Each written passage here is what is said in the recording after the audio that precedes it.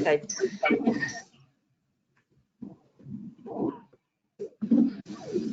Okay. Can everybody hear me clearly? Yeah. I just need to check everybody's on mute. Yeah. Because I think there's a little bit of background interference going on. Right. Okay. Well, welcome to the meeting. Just before we start, I'm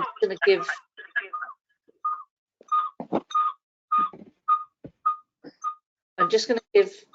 A few general housekeeping rules, which might help just to make sure everybody can hear each other and to see each other as well.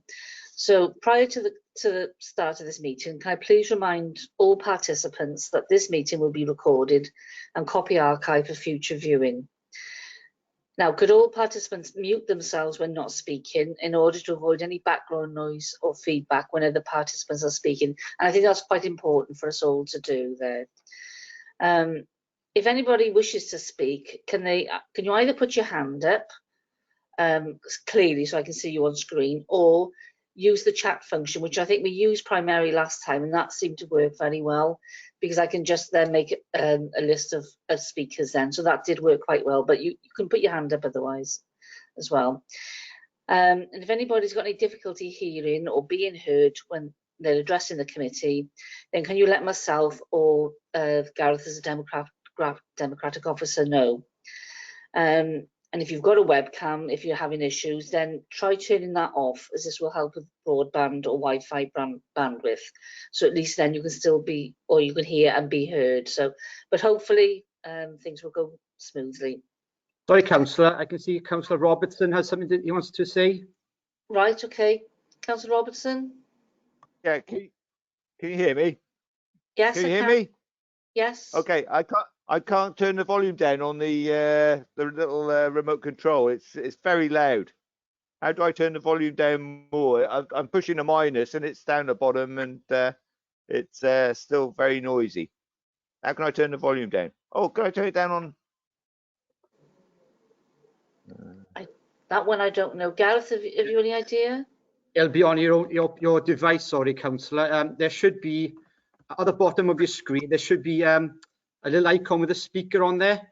It's on the right hand side next to the clock, the time. No. Oh, hang on. No. No. Are you on the VOG device? I'm on. Sorry. Are you on the? I'm on the. Yes. Okay. Well, on the right hand side, at the bottom right hand side of your screen, next to the date, there should be an icon which is brackets coming out of it to the right, to the left. Like okay. Like it's a microphone basically, but if you select that, it's like a speaker. Okay, I got it. You click that, then can you can turn it down. Found it. Okay. Yeah. Okay. Okay.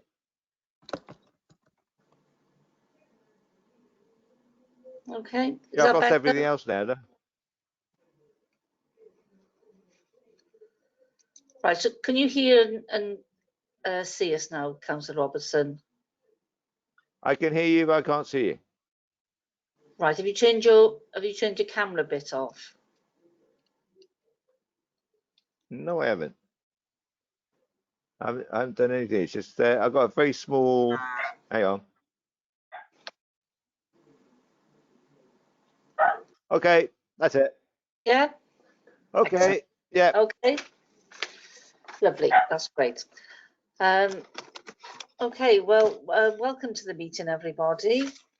We've got a busy agenda, and I'd like to welcome. We've got one public speaker, Mr. Paul Waite, who's going to speak on item number 5, which is the WellTag Stage 2 outline business case. So he's going to speak there. So I'd like to welcome you there, Mr. Waite, and we'll call you in and bring you in then when it's your time to speak.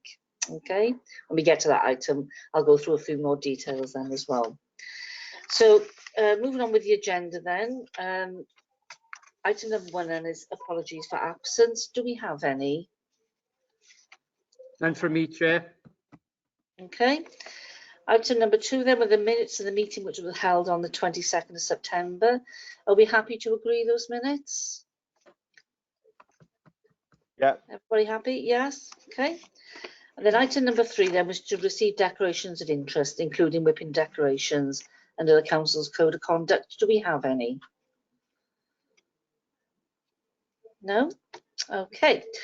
Moving on to the references then, the first part of the agenda, and it's the coronavirus recovery strategy. Now, this is the report that went to Cabinet on 21st of September. And I know, Miles, you're going to lead us through this. We're not going to go through the entire report in depth as we did last time, but obviously this is an update, and obviously now I'm assuming you're going to give that the very sort of latest information, because obviously the national lockdown in Wales will start on Friday 6 p.m. So Miles, I'll hand over to you.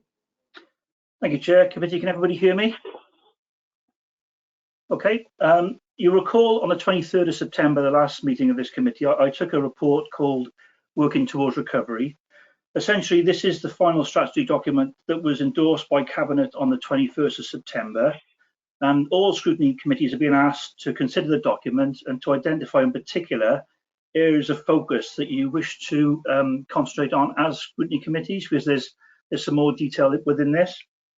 I won't take you through it all, because we've been through possibly 60% of it at the previous meeting. So if I could draw your attention to Appendix A to the report, which is the presentation style bit, which is after the Cabinet report.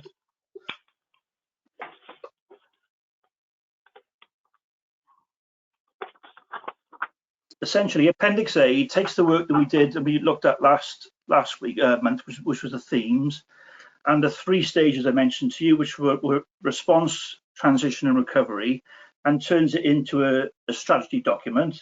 Essentially, it takes account of some other pieces of work. So we did an economic impact assessment. We also did a community impact assessment.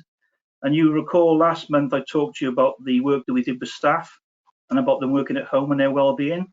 So taking all that into account and all our learning since the start of this pandemic, and I must say that this document is as relevant with the lockdown coming in 2 weeks' time as it was without that, because all the actions are still relevant, albeit we've got a tough 2 weeks ahead of us with our residents. And what's happened, we've come up with 19 actions. These actions are based around the 4 well-being objectives within the corporate plan. So what I'll try and do now, Chair, is I'll take you to the relevant aspects of the document that may have relevance with your committee. They're all relevant, but they're all cross-cutting, but there's particular areas of the document that will be relevant. So on my document, it's page 41. I got 2 screens running here. On one it's page 41, on the other one is page 40. So it's the one that starts off to support learning, employment, and sustainable economic growth. Now, essentially, you may recognise that that's one of the objectives from the corporate plan. So if you've got to that page, say page 41, you'll see the recovery themes on your left-hand side, which we went through last month. And you'll see the way we tested the recovery themes using threats and opportunities as a standard process we would use for drawing together an action plan. If you scroll down to the next page, you will see strategic recovery priorities. Now, these are 5 of the 19 that I mentioned. I draw your attention specifically to 3, 4, and 5. So 3 reads support businesses to trade in a safe, environmentally sustainable and financially viable manner. And then 4 and 5 that follows. The reason I draw your attention to those priorities is they're most relevant to this committee. I then ask you to go to the following one, which is support people at home and in their community. So scrolling through that one, that's page 43. That has a number of actions associated with it, 6 to 10, and they tend to be for another committee, not for this one. So the next one I want to draw your attention to is 45 on my screen. That's it. And if you go to the next one, the heading is to respect, enhance, and enjoy our environment. And in particular, all the actions associated with that, which we go down a little bit. Miles, Yes? Miles, could I just drop in there? On our printed sheets, that's page 35. It's not page 45. It's 35. Sorry, Councillor, I'm using the numbers that's coming up on my screen from the Adobe Reader, so I thought there might be some confusion. Essentially, this page we've got here that says, have you got this page up? Can you see that now? I'm So just sharing the screen, so it should be, all members should be able to see it. Okay, can you scroll to on a bit to the actions, please, Gareth?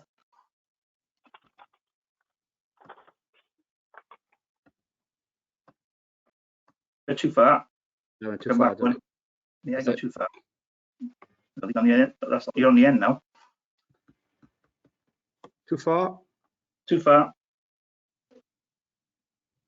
Keep going. 45 you're after, I think.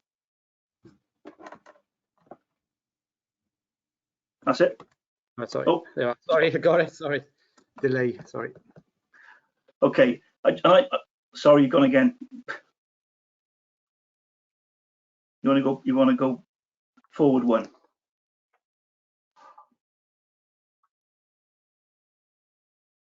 That's it.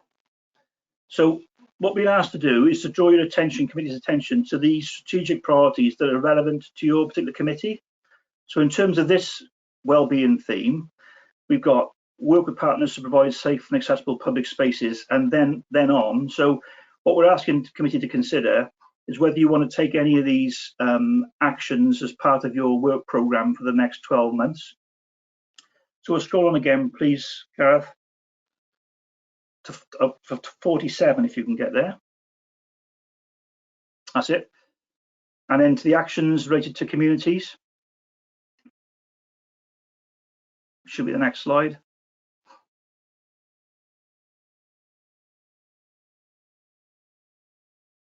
Moving on, that's it. So this last one then, in terms of strategic priorities for the communities, these are all relevant to your committees, but they're very cross-cutting. So in terms of the 19 actions, we're asking committee to consider which one, you don't have to make this decision now, but essentially for your work programme for the future. What will happen with these actions now is they'll all be lifted into the service plans for the respective directorates and will form part of the annual delivery plan, which again, I presented that last month. So these priorities are still relevant, as I said at the start, with the lockdown that we're facing over the next few weeks, but they're just as relevant now. But this theme will be constantly emerging. So these are our priorities for now. And as things develop, we may develop more priorities or change these slightly. And we'll be coming to this committee and basically telling you how we're doing on them through the service plans and also through the annual delivery plan. So just to sort of summarise, the work that you saw last month, we've developed that into a strategy for recovery. The strategy has 19 actions associated with the wellbeing objectives in the corporate plan. And the ones I've listed and drawn your attention to are the ones I think are particularly specific to your committee. That's for you to decide, but just wanted to give you a heads up on those. And you're asked to consider this document and to see which, if any, of those priorities you'd like to take forward for your committee. And perhaps at that point, Chair, I'll leave it open for questions. Okay, thank you, Miles. I mean, there's some very important priorities there. I was just looking out, literally between 11 and 14, those four there. I mean, a lot of them I think do link in with each other, but they are going to be so vital to sort of getting our communities back to some form of normality, whatever our normality is actually going to be in the future. We've got this lockdown coming, starting on Friday. Then you're going to be going into the Christmas period, and then there's even talk then about further lockdowns in the winter then, because obviously Christmas is going to have an impact as well. So I think those four there are very important. I don't know if anybody else has got any other thoughts.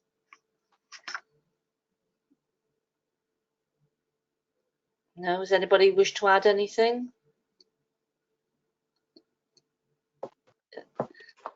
Pam, Councillor Drake? Yeah, there was one thing we discussed a while ago. We had a report on it. Was coastal erosion.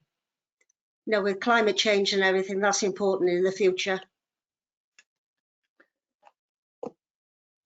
Chair, I think that there's Yeah. as I mentioned there, the green infrastructure. So one of the pieces of work we're doing in terms of that infrastructure is things like the tree strategy, coastal management, flood risk management as well. So if you wanted a piece of work in future on the green infrastructure strategy, that would be extremely relevant to this committee. And all those elements that you recognise and I recognise as being associated with the environment will be included, including coastal erosion and flood risk management. So that's the point there, point 12. Yeah. Yeah. Yep. That's fine. Thank you.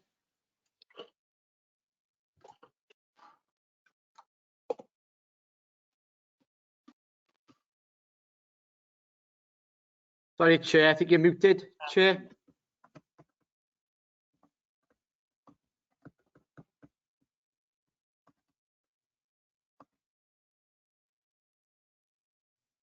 Can't hear you, Chair, sorry. Yeah. All right. Come back, yep. Right. Can you hear me now? But, you know, yeah. Yep. Right. Sorry about that. I've lost my thread now. Right. I was just saying. Obviously, there's lots of cross-cutting themes as well, which Miles has already pointed out to us, which then will feed into lots of our actions as well. But is everybody happy to accept this report? And I've put those four forward, and obviously they will broaden out. Those are just 4 headlines almost. Unless there's anybody got anything else they wish to add on to it? No? Okay. So I think we're happy to take those priorities forward, Miles, and include those into our work plans, and obviously then any cross-cutting themes that come from other committees to link in with those as well. So we'll look forward to those at some point now in the future. Thank you, Chair. Committee, thank you. Right, we'll move on to item number 5 then, which is the Vale of Glamorgan Gateway Station. This is the WellTag Stage 2 outline business case. Now this is a report that went to Cabinet on the 5th of October. Now I'm just going to quickly outline. We have got a public speaker. We've got Mr. Paul Waite, who's going to be speaking as well. So I'm just going to outline how we'll take this item. I'm going to call in Emma Reid, our officer, to present that report. And then I'm going to call in the Cabinet members for their introductory comments. And then Mr. Waite will bring you in then to speak. You're the only speaker we've got tonight, but there's a total of 3 minutes that you're allowed to speak for. And I assume, Gareth, you'll be timing that.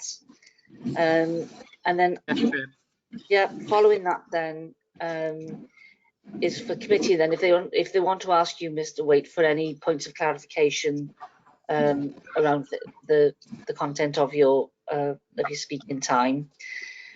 Then following that then I'll bring Emma back in and maybe the Cabinet members for a response then to Mr. Waite, and then we'll open it out then for general discussion by committee. So I hope that makes a bit of sense. So Emma, would you like to start us off, please? Yes, thank you, Chair. Good evening, committee. This report that's before you is regarding the Vale of Glamorgan Gateway Station, WellTag Stage 2. I need just to remind people that it is just an update report, and it doesn't relate to the current ongoing consultation for the road and the highway, or for the highway improvements.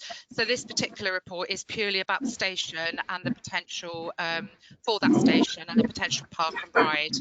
I'm going to hand over to Matt Fry, who is also on the call, and if he could be given panelist rights so he can start his presentation, and then after his presentation we can obviously come back and take any questions. Thank you. Thank you, Chair. Can you hear me okay, everybody?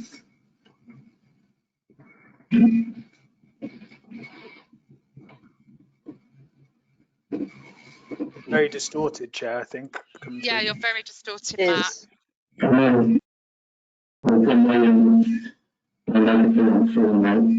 Right, I can't understand that, I'm afraid, at all. No, you're really distorted. Have you got any headphones, Matt? You can put in. I can double check. I don't have any with me. I think he's way too loud. He's too loud. Yeah, like turn it down, Matt. Try turn it down. Okay.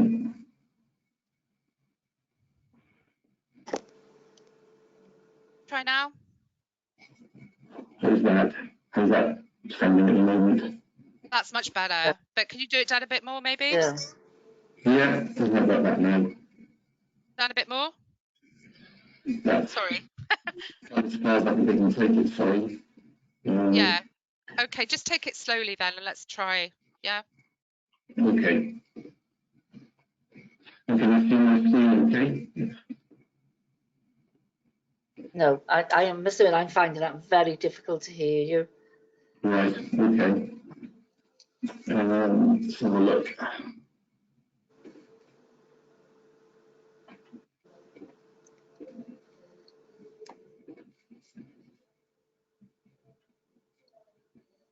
Yeah, it's just giving me the option for computer audio and that's as low as the microphone level will do. Yeah, I think we're gonna struggle, Matt, with that. Do you want me to if I go through the presentation, and apologies committee, I'm not totally prepared, but I obviously know the study quite well. So if I take us through the presentation, would that be okay with you?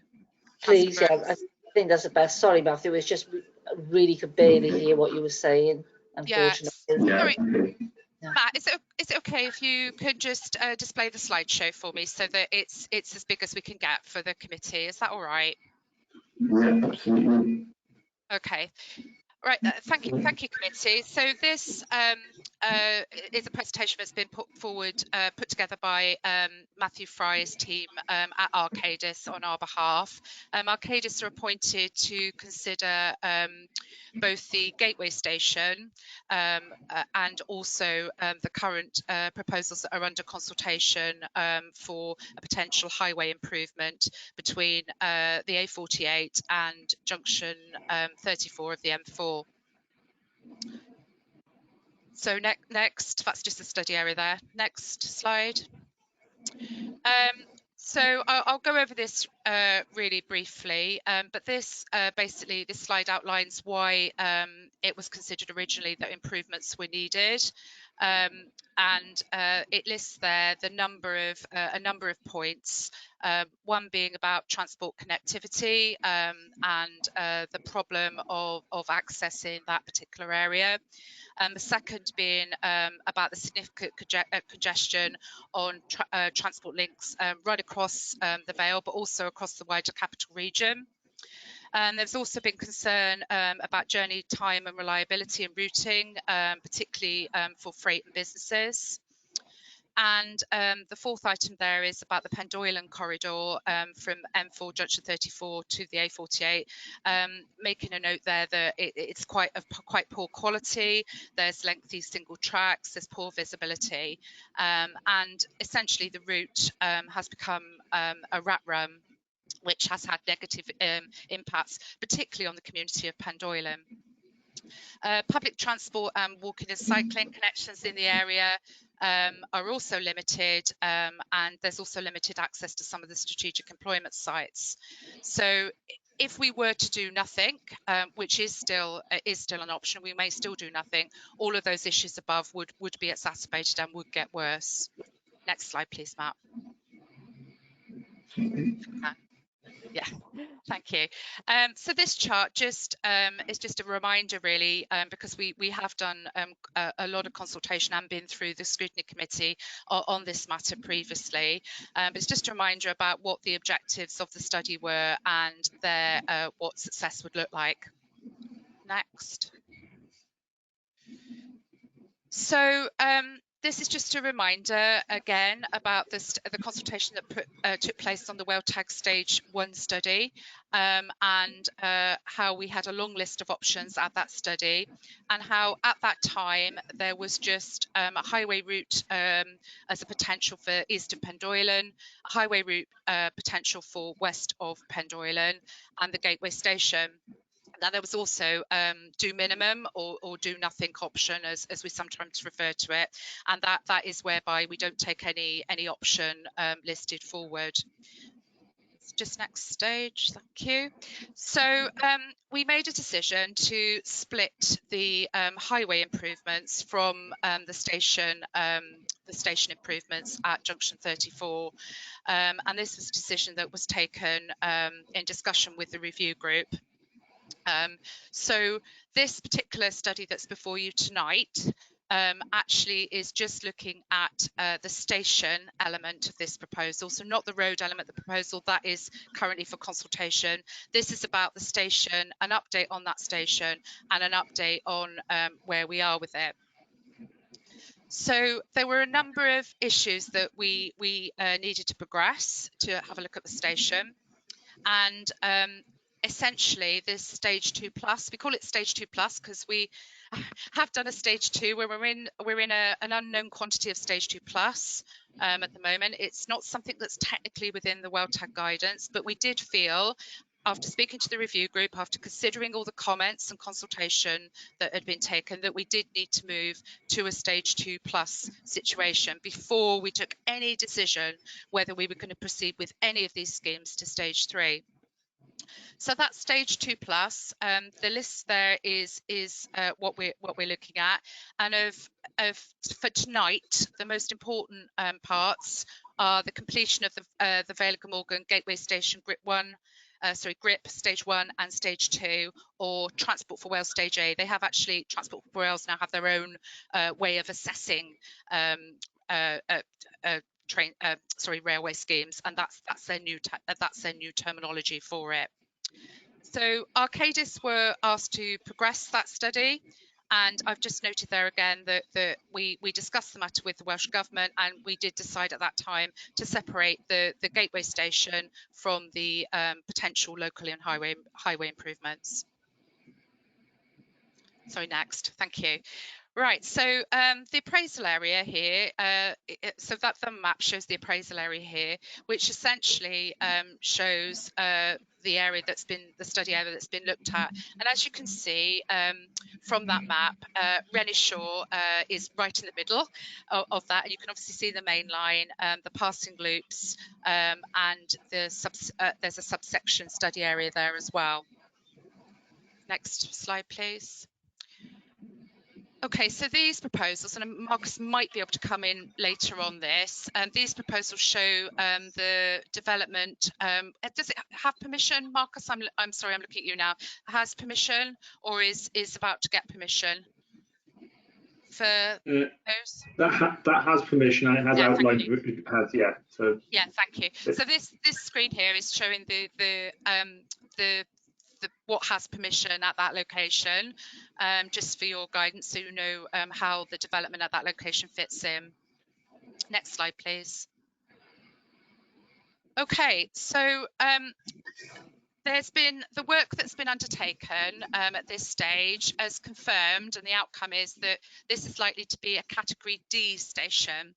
And we've listed there the types of category of stations, so A, B, C, D, E, F. As you'll see, an A is a national hub with over 2 million trips per annum, and D, it would be a medium staff location with approximately 1/4 to 500,000 trips per annum going through it. Okay, so turning to the option development on this particular scheme, we looked at a number of scenarios. The first scenario was do minimum. The second scenario was do minimum with the Vale of Glamorgan Gateway Station.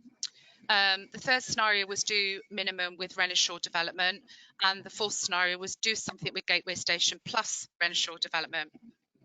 And the scenarios there in that table show the likely it's patronage, isn't it? Matt, sorry, patronage That's right. patronage as at each of those stations under the various different scenarios. So if we take, let's just take Pontyclun station. So under scenario 1 on the due minimum core, that would be 257,588. Scenario 2 would be 241,522. Scenario 3 would be 256,828. And scenario 4 would be 254,184. Next slide, please, Matt. So there were throughout the option development, there's been a number of things that we've had to assume, and obviously as we go forward into the next stages, the assumptions will become more tested, and we will end up with actually knowing exactly what is likely to happen at that station. But at this stage, we're very, very much at concept design and concept idea, and it's really important to stress that tonight, that this is, you know, very early stages of the progress of a potential station at this location. So on this slide, it outlines some of those assumptions that we've made, and we've assumed as part of the study that all of Transport for Wales services would call at the new station, and you know, that may not be the case, or that may be the case, but that's something we've assumed in the study at the moment. There's also assumptions there to do with the service frequency of 3 trains per hour in each direction on those following lines. We've estimated that it'll be 4 minutes required to slow, stop and accelerate for a train at the station. So when they come in and when they go out, it's going to take approximately 4 minutes. And we've also suggested that there would be a significant amendment to the timetable that would be needed, as the time can't be, so the time that's required to stop at that station can't be managed within the existing planning timetable, timetables that currently exist for that area. So there's a number of things we've been looking at in potential of how we might deal with that, and Network Rail has confirmed as part of that that the sidings could offer some potential for better performance in that area. So what we'll need to do is when we move forward, we will need to look further at a timetable once all our operational assumptions are confirmed and more defined. So that's just to give you an idea of the kinds of assumptions that we've made throughout this report. Okay, next slide. So in terms of stations, there's a list there of all of the station requirements. I don't propose to run through all of those. Perhaps the one I would highlight being of most interest probably is that we would be looking for a significant number of parking spaces, and parking spaces, it wouldn't just be parking spaces, it would be the ability to get there by foot or by bike or by bus or other mode of transport. But we have said that kind of figure is needed to make it an attractive proposition. On the rest of there, it just explains the types of things you might find at a station in that category. Next slide. So looking back now at the options that we discussed earlier for appraisal, this map shows the locations of those options. So hopefully everybody can see that clearly.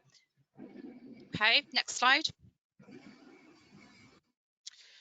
Okay, so the key features of location 1 there is listed on the left-hand side. It is an area designated within the local development plan for employment.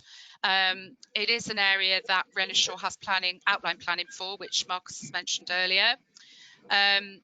There's detail there then about the car parking space, concern possibly about ecological impacts and tree loss, and we've also got concern maybe about the longer walking distance of passengers and the potential of it being within a zone B flood zone. So just have a look at location 2. So in terms of location 2, this is away more from Regeneration and also the statutory planning local development plan designation, and it's south of the main line. There's no existing land use proposals there. although it is situated on a floodplain and is next to or adjoining an SSSI, and potentially there could be other ecological impacts.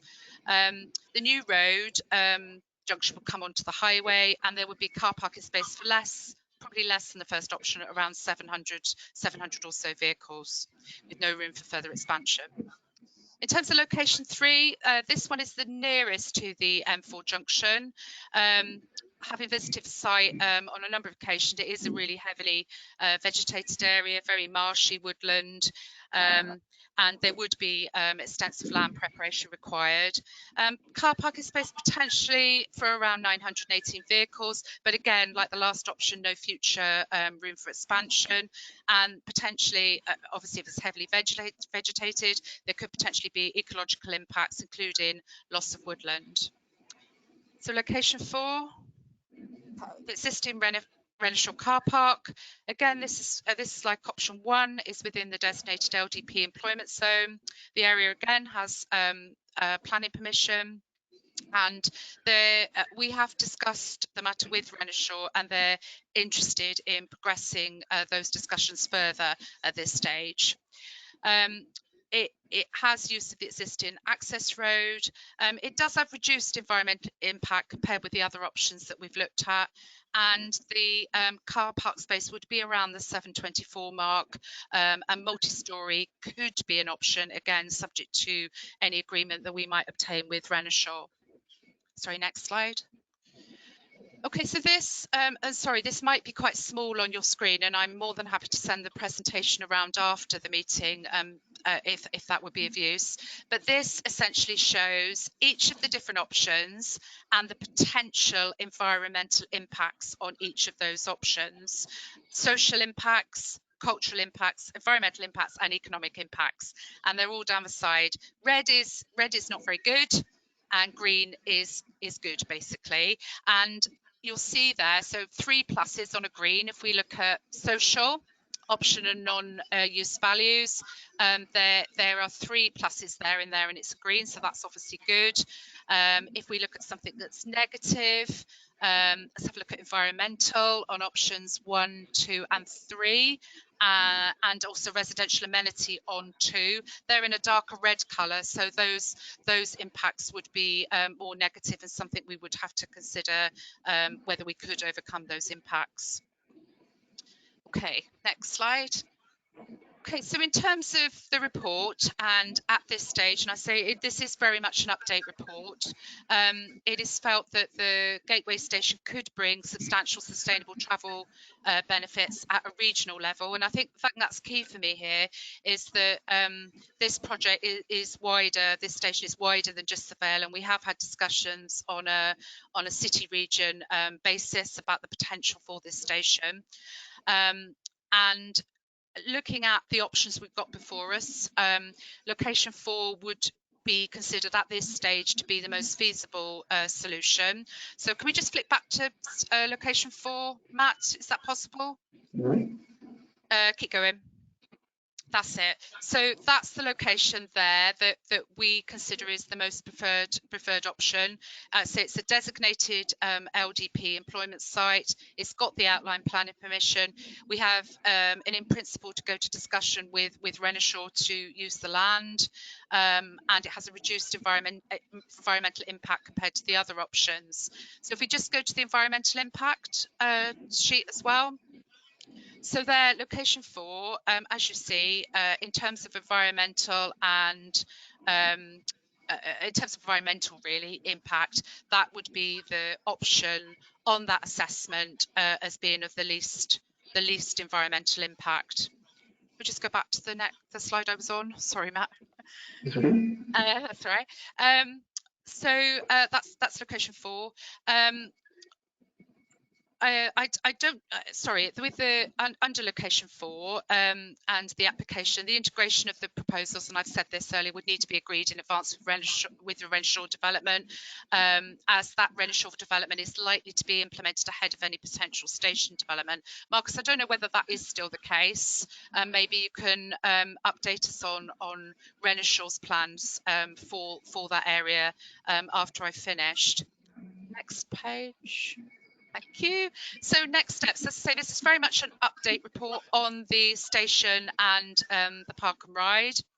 So where we would need to go next, and we do have Welsh Government funding this year to progress to the next stages, we would need to basically do a full economic appraisal and a value for money exercise, because at the moment we haven't undertaken those in any depth, and we'd need to submit our GRIP stages, or stage A for TFW, and we'd need to bring those in line.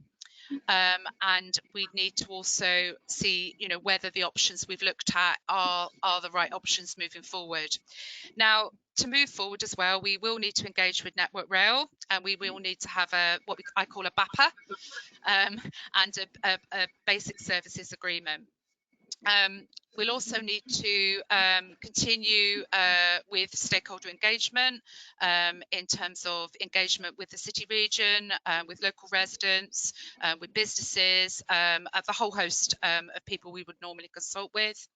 We'd also need to look at additional demand forecasting in terms of the routes, origins, destinations, where might the trains come from, where might the trains go to, and we'd also need to have a look at any traffic impact on the Vale of Glamorgan road network, but also on adjoining councils' areas road network as well. We would also need to undertake a timetable for ecological surveys, and we would need to work out at the end of the day what the kind of costs might be to actually deliver this station or a station at this location. Is that it? Next. So that's the presentation. Before I finish, I'd just like to stress that this is about the station. It is about the park and ride at the moment. There is an ongoing consultation to do with potential strategic transport improvements to the south of where the station would be. But that is the consultation, and Scrutiny Committee will get an opportunity to consider that results of that and feedback from that consultation, as will Cabinet in due course. Marcus, can you just update on Renshaw's proposals at 34 if you know anything? Do you mind? Thanks, Emma. Well, we don't know anything. I mean, they were marketing the site some time ago. I don't know if that marketing is continuing. The land is available, and I think their intentions remain to develop it. So I think that's as much as we can say at this stage. Okay, thanks, Chair.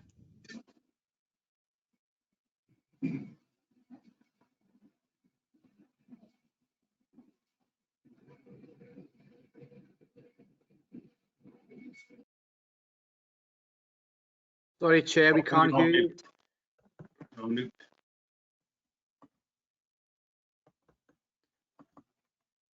Right.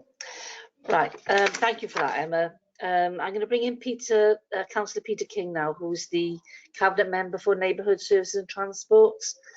So, Peter, did you want to add anything to the presentation before we move to the public speaker? Thank you. I think, in fairness, Emma's done a marvellous job. My only point was that this is about the railway park and ride, and nothing more. But I think Emma made that eloquently enough. Thank you. Okay. Did any other Cabinet member want to come in at this point? No? Okay.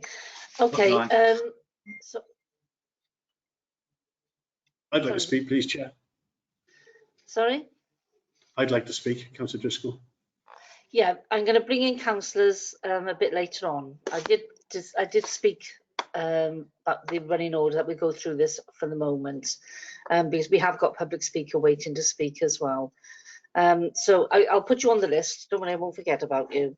Okay, so I'm going to bring in Mr. Paul Waite, who's come along as a public speaker tonight. So, Mr. Waite, can you hear us? And would you like to speak to committee? And just to remind you, you've got 3 minutes. Yes, that's understood. Can you hear me?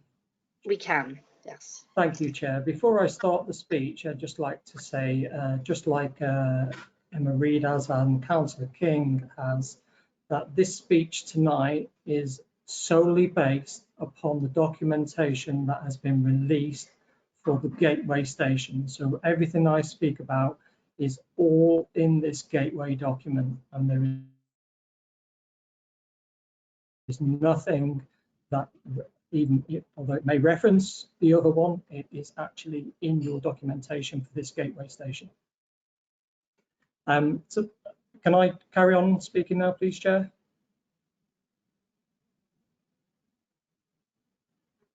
Hello.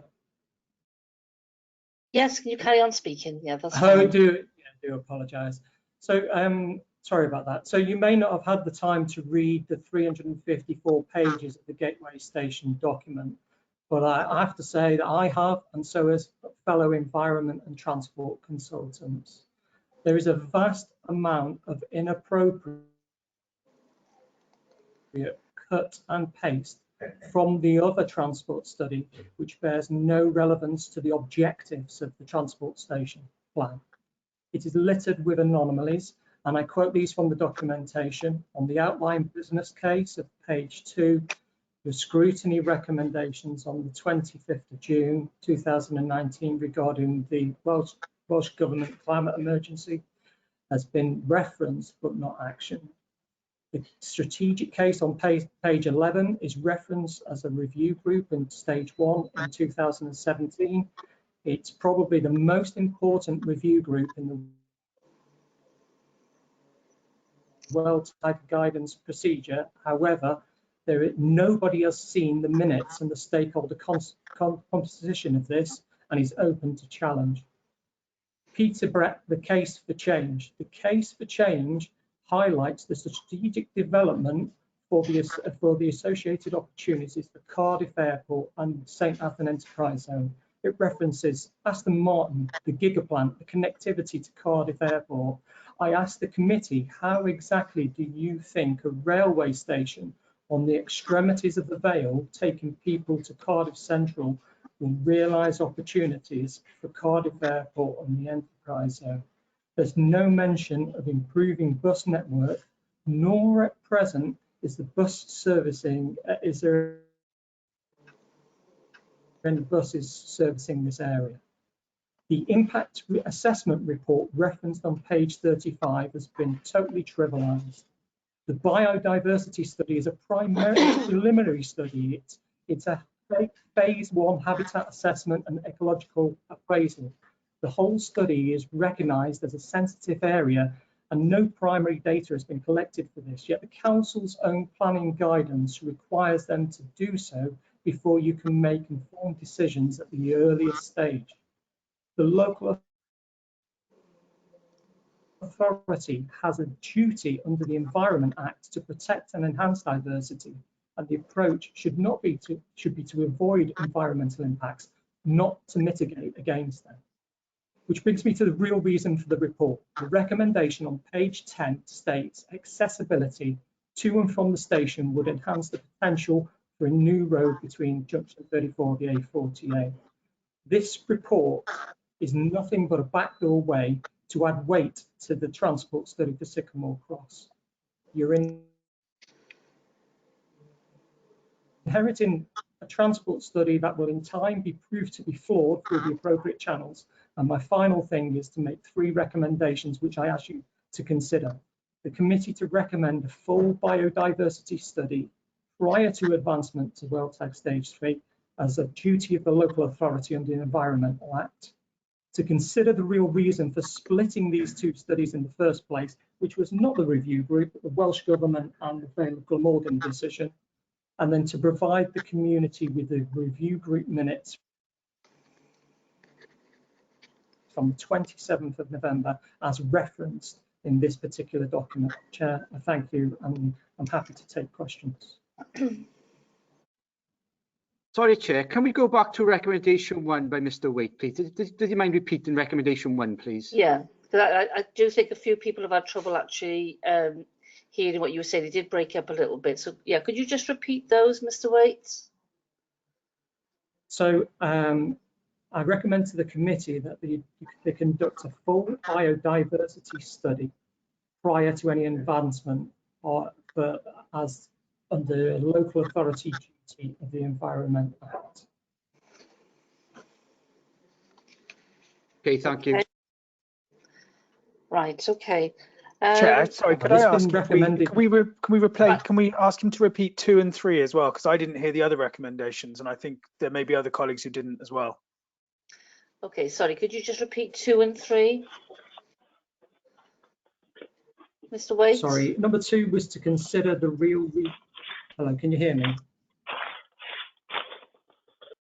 Can I just ask if there's anybody else, bar Mr. Waite, if anybody's got the microphones on, can you turn them off, please, or put them onto mute, just so we can see if we can understand Mr. Waite a bit clearer. Sorry, Mr. Waite, about this. Yeah, could you repeat now number 2 and number 3? So it was to consider the real reason for splitting the 2 well tag studies, which was done by, and if you reference the documentation, the reference in the documentation says it was a decision by the Welsh Government and the Vale of Glamorgan, which is a holistic decision rather than for the Vale. Okay, and then number 3? And number 3 was to provide the community with the review group meeting minutes from the 27th of November 2017.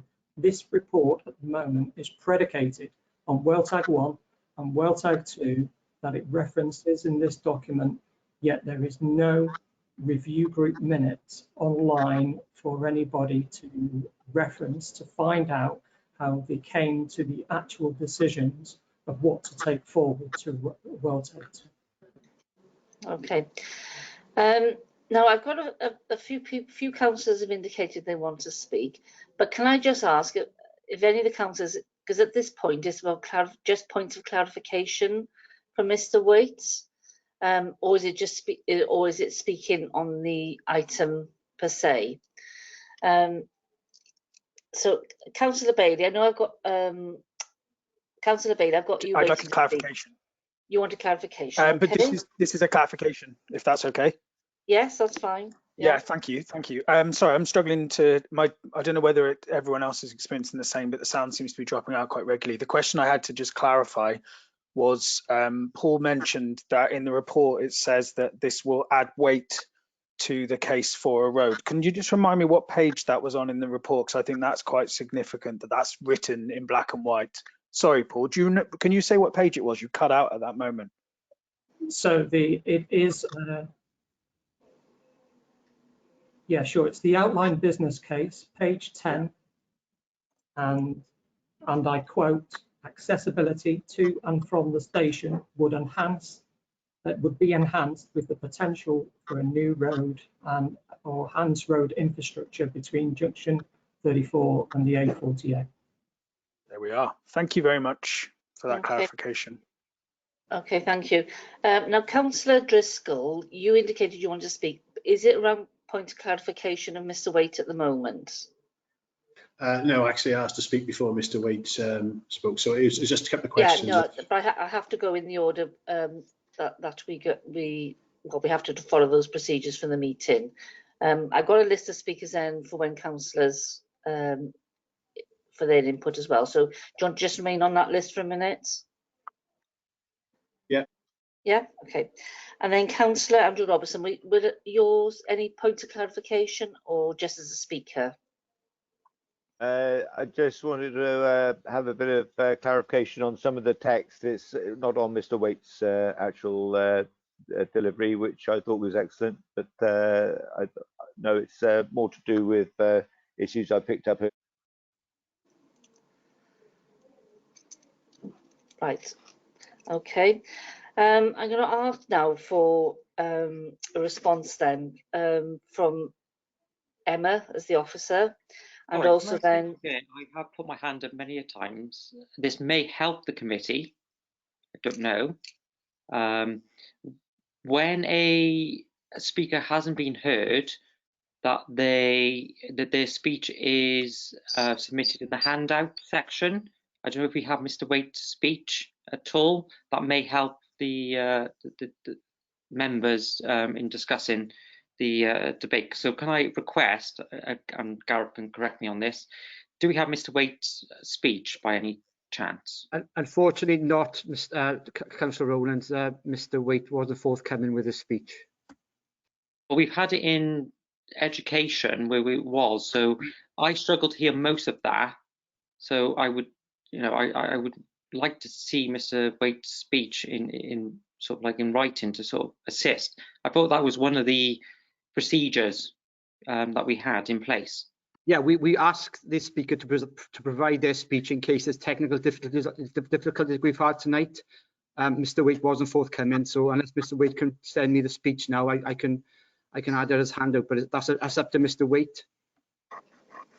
Mr Waite be able to do that? That would be great. I put the whole speech inside the chat, but at the same time, I can email it to whoever now, to be honest. Yeah, could you email that into Gareth Davis, the our committee clerk, and then he can try and put that up then. But I think we have clarified the 3 points that you wished to raise. So I'm going to move now to response from Emma as the officer and Councillor Peter King as the cabinet member, if he wishes to add into that. So Emma, I shall hand over to you for response. Yes, thank you, Chair. I did hear Mr Waite really clearly, so thank you, Mr Waite, and thank you for taking the time out this evening to give us your views on this study. It is appreciated.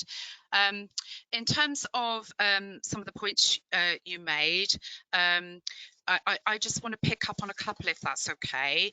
The first point I'd like to pick up is we have had a request in recently regarding what has been termed the review group minutes of, I think it's the 27th of November 2017. This actually wasn't a technical review group, as in a group that reviews the evidence and makes technical views and opinions at that stage. It was actually just a presentation to a group of organisations, of which I'm going to be sharing that with. I can share that with you. I can share that with you by email to let you know what that position is, or Mr Punter can share that with you by email. And that wasn't actually a review group, so that's why there were no minutes. It was purely an advanced presentation to a group of individual businesses. Sorry, I've got feedback here now. Again, has somebody got their? Yeah, that's better. We have had a question on that, and I'm more than happy to provide the response to that to the committee and also to Mr Waite, but it wasn't actually a review group and there were no minutes. It was just an advanced presentation. So that does need clarifying, and we can clarify that this is just, we can clarify that as we go through the process. In terms of the comment about the full biodiversity study at this stage, we're at very, very early stages. We would not normally, under the WellTag procedures, which is the procedures we're working under, undertake a full biodiversity at this stage. But we would undertake a full biodiversity if we proceed to the next stage. An EIA is at stage 3 only. It isn't at this stage. What we need to be careful of is we need to be totally proportionate at this stage at how much work we do. And at this stage, all that is required is that overhaul, looking at that biodiversity and what the implications might be. But if we progress to the next stage, then we would need to look at full biodiversity. So my view on that at this stage is that it wouldn't be appropriate and it wouldn't be proportionate. And if you look, if you want to have some examples of some WellTag stage 2 studies that have been done, you will see that is the case, that it isn't appropriate at this stage. We need to remember these are only design concepts at this stage. We're not at a planning application stage. We're not at an environmental impact assessment stage. That will come if, and I stress if tonight, if and when we move forward, if we move forward with this study. There is no decisions taken as to whether we're going to move forward with this study or whether we're going to move forward with any strategic road improvements. In fact, we're going out to get consultation on those strategic road improvements at this stage to see what the feedback is, and then that will come back and we will then have to weigh up all of that and decide where we go next. So there is no decision being taken. We're still really at the early design and concept stages. So that's my comment on the biodiversity. The comment, the other comment was about the real reasons why it's been split. The real reasons why it's been split, there was discussion at the review group. The review group were advised that we were looking to split this, and we did have a discussion with Welsh Government and between ourselves. And the main reason is it's two separate processes. The first set, so for the station, it's a much more regional project, which is likely, if it goes forward, to be picked up more by City Deal. And it has a separate process, which I've referred to tonight, which is the GRIP process and the Transport for Wales assessment process. Whereas the strategic road improvements, if they ever happen, are very much a different process again, and they will also have very different impacts, which Mr. Waite very eloquently has outlined this evening. So that was the reason we decided to split it. There's no sinister reason for it. There's no, you know, that is the pure reason. It's purely a technical management of the two processes. I think that was the 3 points, but apologies, Mr. Waite, if I have missed any of those points, I'm happy to come back and help. Thanks, Chair. Okay, thank you for that, Emma. Councillor King, did you want to add anything to that? Only that I share that view that it is it is basically it is looking at a rail project, which is more to do with city region and the bigger picture, and what obviously everything's connected, but that the real reason is exactly as Emma said. It's because it could even become handed over to the city region, and because it's mostly to do with the railway. Okay, thank you for that. Well, thank you for Mr. Waite. Thank you, Mr. Waite, for attending this evening. Sorry, does somebody want to come in then? Or? Sorry, Chair. Can I say one? Can I say one thing, please? It's about the review group and the stage one.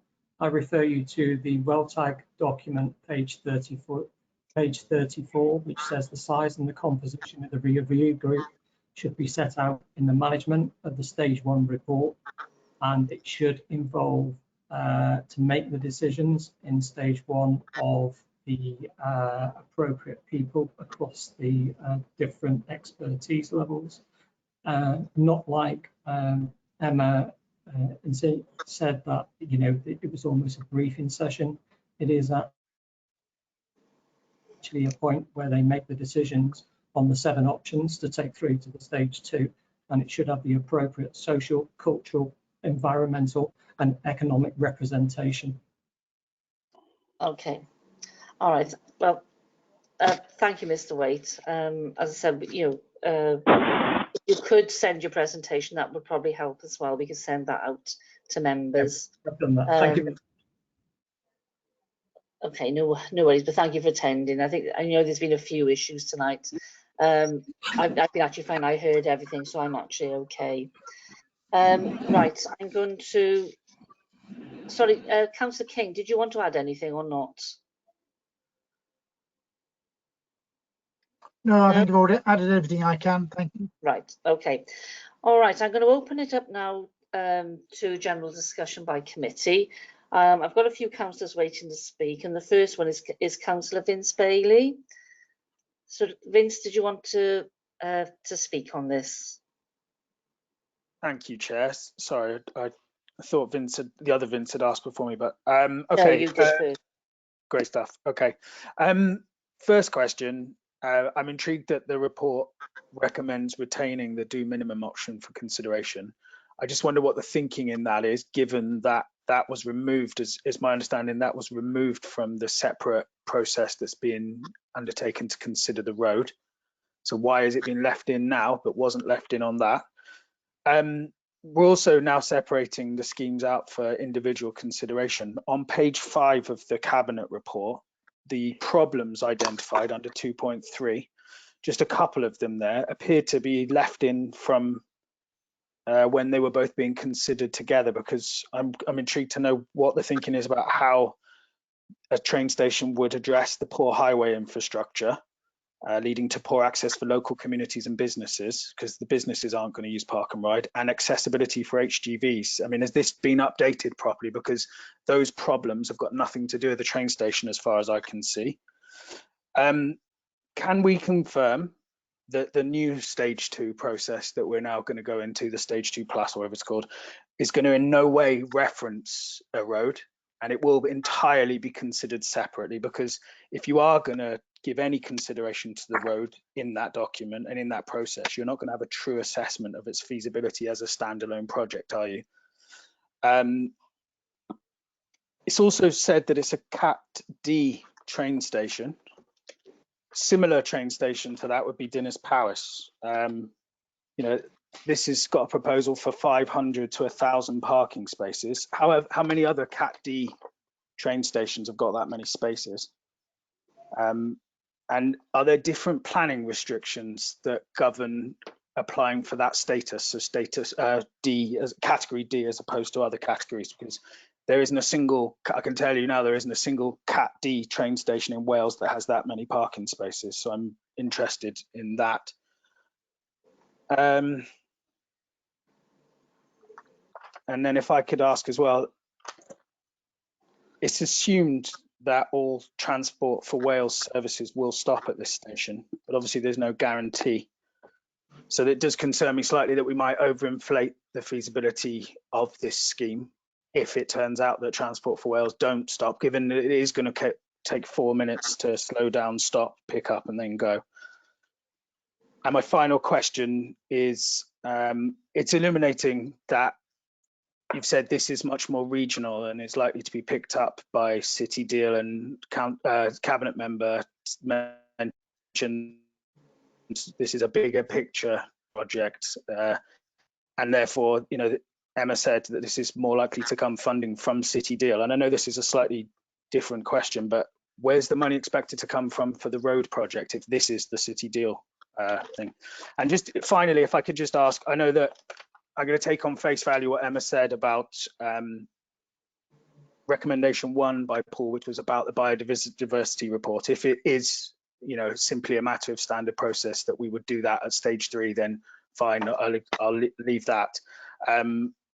I do have, with recommendation 2 that Paul made, it does seem quite significant that comment that was left in the report about the real reasons why this is being considered separately. That does seem, but if I could ask that if I could propose that we, you know, ask, given that there were no minutes for this meeting, can I propose, at least, and members might want to support this or not, that we get that presentation that was given in that meeting so that we can see the full details, not just the list of attendees, the full details of what was said and what was considered. That would be great. So that would be a proposal, unless Emma can just say right away that, yeah, we can circulate that. And that's it from me. Thank you. So I know I asked a lot, so if you want to clarify any of the questions, do mention.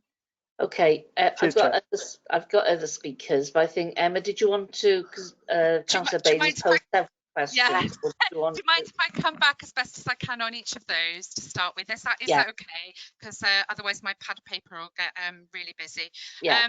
So in terms of your first question, Councillor Bailey, in terms of the due minimum, I can confirm that the due minimum is considered for both the current consultation. So there are actually 5 options on the current consultation for the roads. So there's 2 online potential road options, 2 offline potential road options, and what I call a due minimum option, and that is the same for the station. So that is the case for both. That is normal practice that we'd always consider against doing minimum or just having the basic, you know, regime of maintenance there. In terms of your comments on page 5 of the Cabinet report, that actually refers to background information and the WellTag Stage 1 report.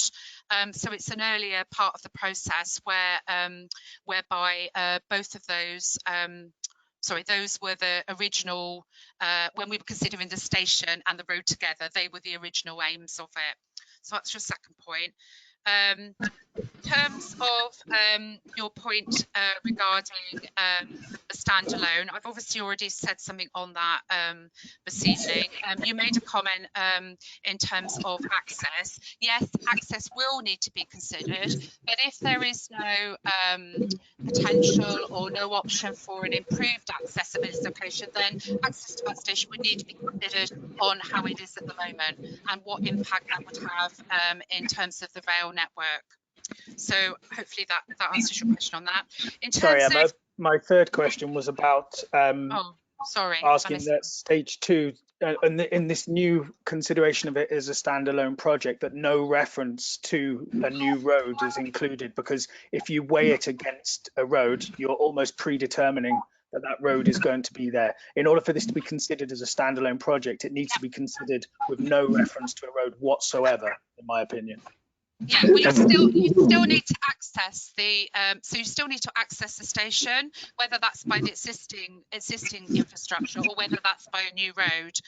You know, when we if we move forward to the next stage, then obviously I can look at the terminology for that, because we have only just split that project at this stage, but there is no assumption here that that road would be built. So the station could happen, or we're looking at whether the station could happen without any improvements to infrastructure, the southern side, the Vale Glamorgan side.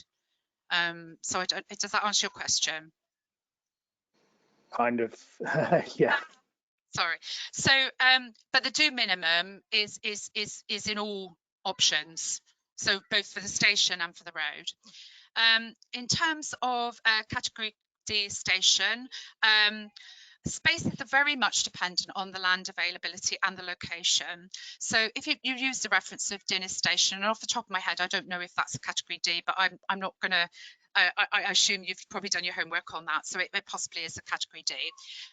So that location is really accessible in terms of walking, cycling, easy to get to. So you would expect less parking at that location, whereas this location is more is more rural, if I put it like that, but it would be more accessible by the car because of its location on the motorway. So there would be the potential for walking and cycling, maybe from parts of RCT area, maybe even from parts of the Vale Glamorgan area, but there would be a higher reliance on cars and car spaces, which is why that station would need more than, say, at Dinas Powys. There is no planning difference in applying as a category D as opposed to categorizing it as a B, C, A. Yeah, well, obviously for planning, for planning in the strictest term, as in planning permission, we would need to apply for what we needed. So if we need, I don't know, if we decide we want 750 spaces and a station and active travel facilities, etc., that's what we would apply for. The station calling itself, it a D makes no difference to that process, no, is what you're saying. It's about the facilities you get at the station. Thank you. Yeah. All right, sorry. So that would affect the planning as well. The station categories are different to the planning process, if that makes sense. So the planning permission process is different to the station categories. Can I just clarify something there too? That'd be okay. Is that all right, Chair? Is that okay, Chair? For you just to clarify on the planning side, just it might help Councillor Bailey. Okay. It was just to advise that if you undertake works on a railway, the only real issue from a planning perspective is if it's on operational land or not on operational land. And if you actually have permitted development rights to construct a station, believe it or not, if it's on operational land, it wouldn't even require planning permission.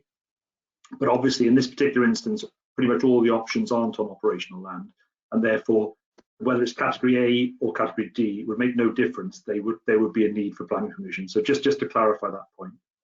Thank you, Marcus. Thank you, Marcus. Okay, and then sorry, there was one last question. Apologies, Chair. I just want to answer Mr. Bailey, Councillor Bailey, as fully as I can. In terms of the city deal, you mentioned about money.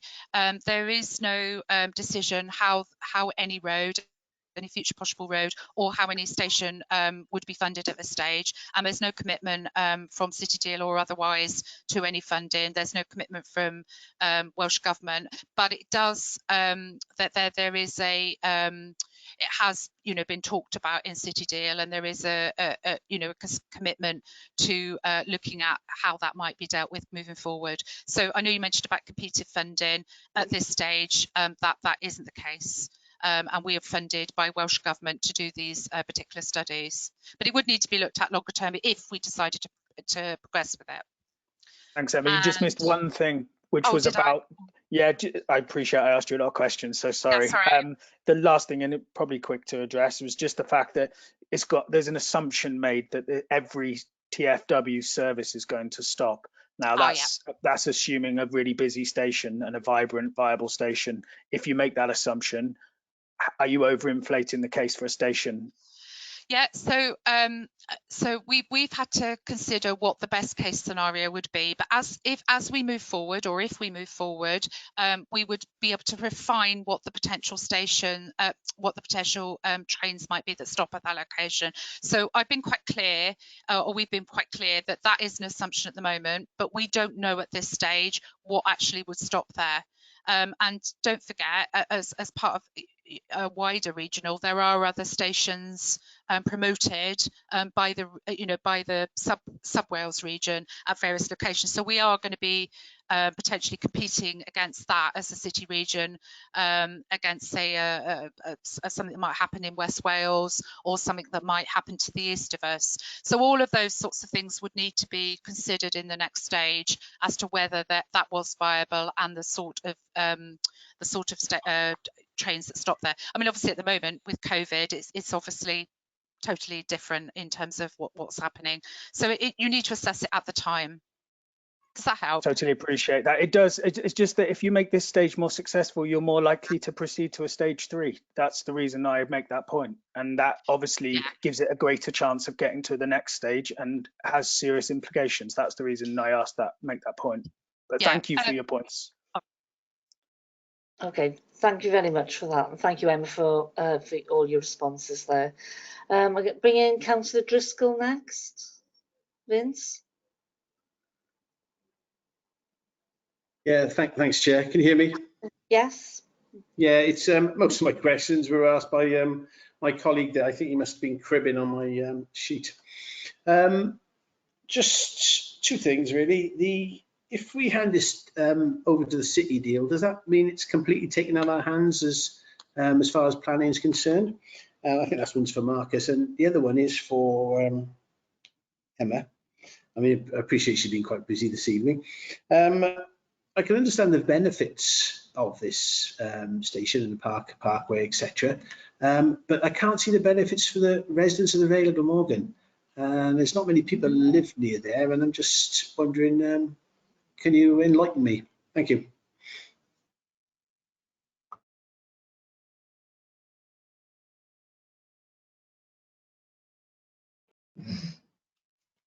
Chair, would you like me to do the planning response?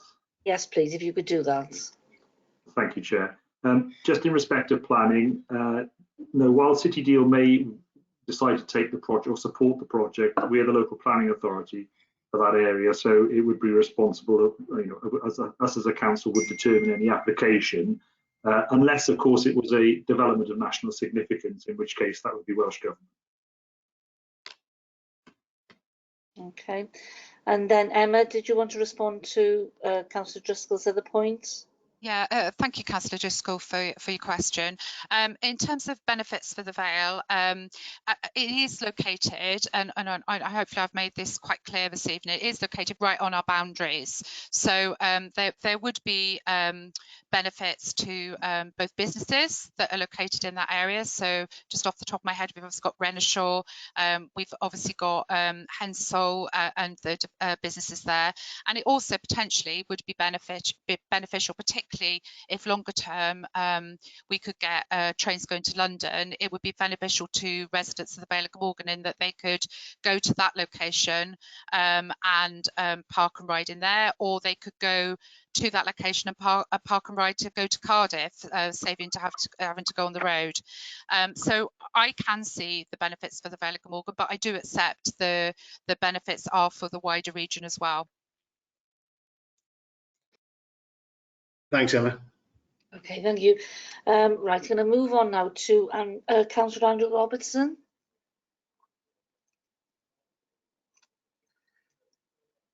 Are you there, Thank Andrew? you, Chair. Yeah? Yeah, I am. Thank you, Great. Chair. Can you hear me all right? You can?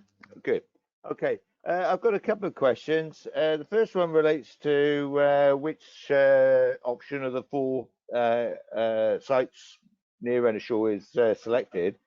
And it says in the papers, whilst location 4 has been identified as the preferred location option, it is advised that the study considers the potential for an alternate location, primarily due to the extant constraints that could adversely impact on implementation.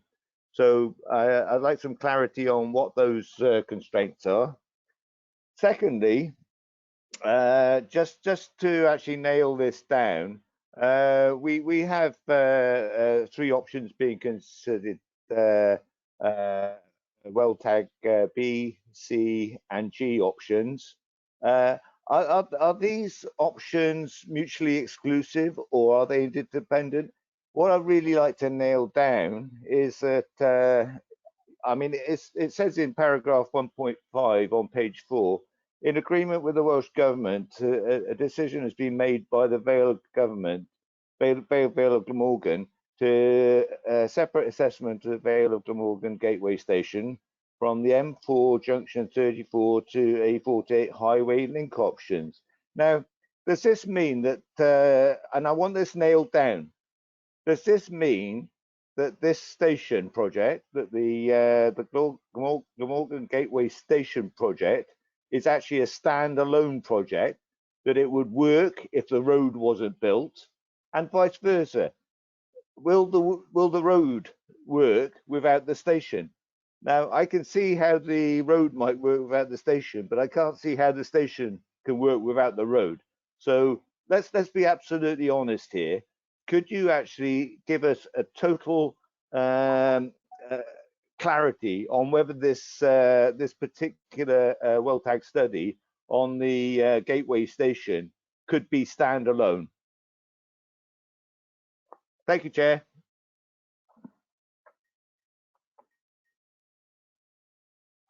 Okay, thank you for that, Councillor Driscoll. Robertson. Emma, did you want to respond to Councillor Driscoll? Yeah. Robertson. Robinson. Yeah. Thank you, Councillor Robertson. Thank you. Thank you for your question, Councillor. In terms of your first point, sorry, I didn't quite get the point you were making with the options. Is it worth me putting the presentation or getting Matt to put the presentation back up, just so that we can see what you were saying about that? Yes, that would members like that, yeah? No, it's actually in the papers. It's actually in the papers. All right, where is it in the paper then, please, Councillor? On page 2. Page 2. It says, while location 4 has been identified. Can you hear me? Yeah, in the executive summary, is it? Yeah. Whilst location 4 has been identified as a it seemed to me that during your presentation you were saying that location 4 was the preferred site, which is fine. But then in the on page 2 it says, while location 4 has been identified as the preferred location option, it is advised that the study considers the potential for an alternate location, primarily due to extant constraints that could adversely impact on the implementation. All I want to know is what those extant constraints are. Yeah, well, if we couldn't reach agreement with Renishaw. So if we couldn't reach agreement with Renishaw to have the station at that location, then we need to consider, you know, that as a potential constraint moving forward. So that's the constraint. That's it, is it? Okay, thanks. Yeah. Does that make sense? sorry, you asked another question. I did. To do with about the benefits for the Vale of Glamorgan. No. Sorry, Nothing to do with the benefits. All right, sorry, I know what it was. Sorry, apologies. I've written notes down. It was to do with the station, wasn't it? Was it to do with the station? Yeah. So can the station? Yeah. Can the Gateway Station project be a standalone project? If you Yes. take, like, I want to nail this down. I want absolute honesty here. Okay. If I you am take, being honest. Can you let Emma respond, please? Yeah. Sorry, I'm not sure she understands the question. I do understand the question. You're saying, can the station go ahead without the road, is what you're asking, isn't it, in simple terms? Yes. Thank you. Yeah, and I'm saying yes, because it's a regional project. So what we wouldn't get the benefit of, and this may be something that does happen, is if we didn't have the road access to it, we wouldn't get as great a benefit to that station as maybe somewhere like RCT would, or Cardiff would get, or Bridgend would get. But yes, it can be a standalone project, and yes, the road could be a standalone project as well, if that was so desired. But to get the maximum benefits, you probably, for the Vale of Glamorgan now, you probably need both. Okay, I'm just going to bring in, before we move on to Councillor Morg, I'm going to bring in Councillor Peter King. Did you want to just add something in to that, to I'm the sorry, Chair, but I think the committee members should be, first before the cabinet member. Yeah, and then the cabinet member should be. Councillor Rowlands, this is just in response to that particular point that Councillor Robertson brought up. So it's just in response to that. Just to further the cabinet member could sum up in all the responses. Councillor Rowlands, I'm calling Councillor Peter King just to respond to that point. It's a bit easier to take each councillor and for their responses, so there's not all mixed up together then. Well, it's all mixed up at the moment. But Councillor Rowlands, can you please mute yourself if you can't restrain yourself? Right, Councillor King, did you want to just respond to Andy's? All it was to read. I was a bit concerned that Emma hadn't quite picked up Councillor Robertson's point, and I would, she did. But what I would just say is, yes, the station has a benefit to people from the north and the west, commuters to Cardiff from RCT and from Bridgend and beyond, which is why I fancy it's more to do with City Region than it is to do with the Vale of Glamorgan. Okay, thank you for that. Right, I'm going to bring in Councillor Morgan now. Thank you for waiting patiently. Did you want to? Hang on. Could I respond? Could I respond to what? I asked to speak, Chair. Can I respond to what Councillor King said? Right. Can we have one speaker at a time, please? Or this meeting is going to descend into chaos. Right. Andy, did you want to respond to Councillor King? And Councillor Rowlands, can you please, I've got you on the list to speak. Can you please just wait your turn? Thank you. Thank you, Chair. Thank you, Chair. All I'd asked of Councillor King is to give me an honest answer. Would the station, given the lack of traffic the station would have without the road, will the station be passed and be an ongoing project without the road being built? Give me an honest answer, please. Thank you, Chair. Thank you. Councillor King? Can I just say that I resent the implication that I don't give honest answers, and I would ask you to perhaps think carefully about how you word a future question. I have never ever knowingly lied. I may be mistaken, I may be misinformed, I may have got the wrong end of the stick, but I have never ever lied, and I refute categorically the implication that I was not giving an honest answer. My honest answer remains, yes, it could, but that is the purpose of the GRIP study. They will determine whether it can stand alone or not. I think it probably could, so I think it's worthwhile investigating from the GRIP point of view. Okay, thank you. And can we just please be respectful of each other in this meeting? We started out a very reasonable conversation and we just seem to be descending into a little bit of chaos, to be honest, and it's a bit difficult. We have got a few technical issues, but can we please all be a little patient, and I will bring everybody in and everybody will have their opportunity to speak. So I'm going to move on now to Councillor Michael Morgan, who's been waiting very patiently. Thank you very much. So did you want to ask a question or raise a point? Are you hearing me, first of all? Yes, we can. Good, good. Right, well, really, if I try and lower the temperature a little bit, if you like, but I'm picking up on some of the comments that have been made by other councillors, particularly Councillor Andrew Robertson, his name there. But there is concern, certainly in my ward here, principally about the road consultation which is going on at the moment, which does get tempers raised because people are concerned about that. And people are concerned about the possible link between the road consultation and the railway consultation. Because, as has been pointed out, the report does refer to the road. It does refer to a better link to the Vale of Glamorgan, which seems to say that that is a better road. It talks about 1,000 cars being parked at this station. We don't know where they're coming from, but if they're all driving through Pendoylan, that's either going to cause massive congestion or it's going to say we need a road. There are enormous environmental issues that need to be concerned. So really all I'm asking for, really mirroring what other people have said, is an assurance that this is an entirely standalone project, consultation, or what you will, and that it's not designed to couple up with the roads at a later stage. These two projects were separated so that the road would be dealt with separately, and it is being dealt with now, and that the railway would be dealt with separately. And I am concerned that there seems to be some reconvergence of both these projects. So really all I'm asking for is that assurance that these are two separate and distinct projects, and that the road consultation will continue and come to its end, whatever that might be, and that the rail will be dealt with separately. That's really what I'm asking, so I can take that back to my community to say, the railway, I have been assured, is a completely different entity to the road. So that's all I'm asking for. Can we have that assurance? Okay. Emma, would you like to respond to Councillor Morgan? Yeah, I can give Councillor Morgan that assurance that the two projects are separate.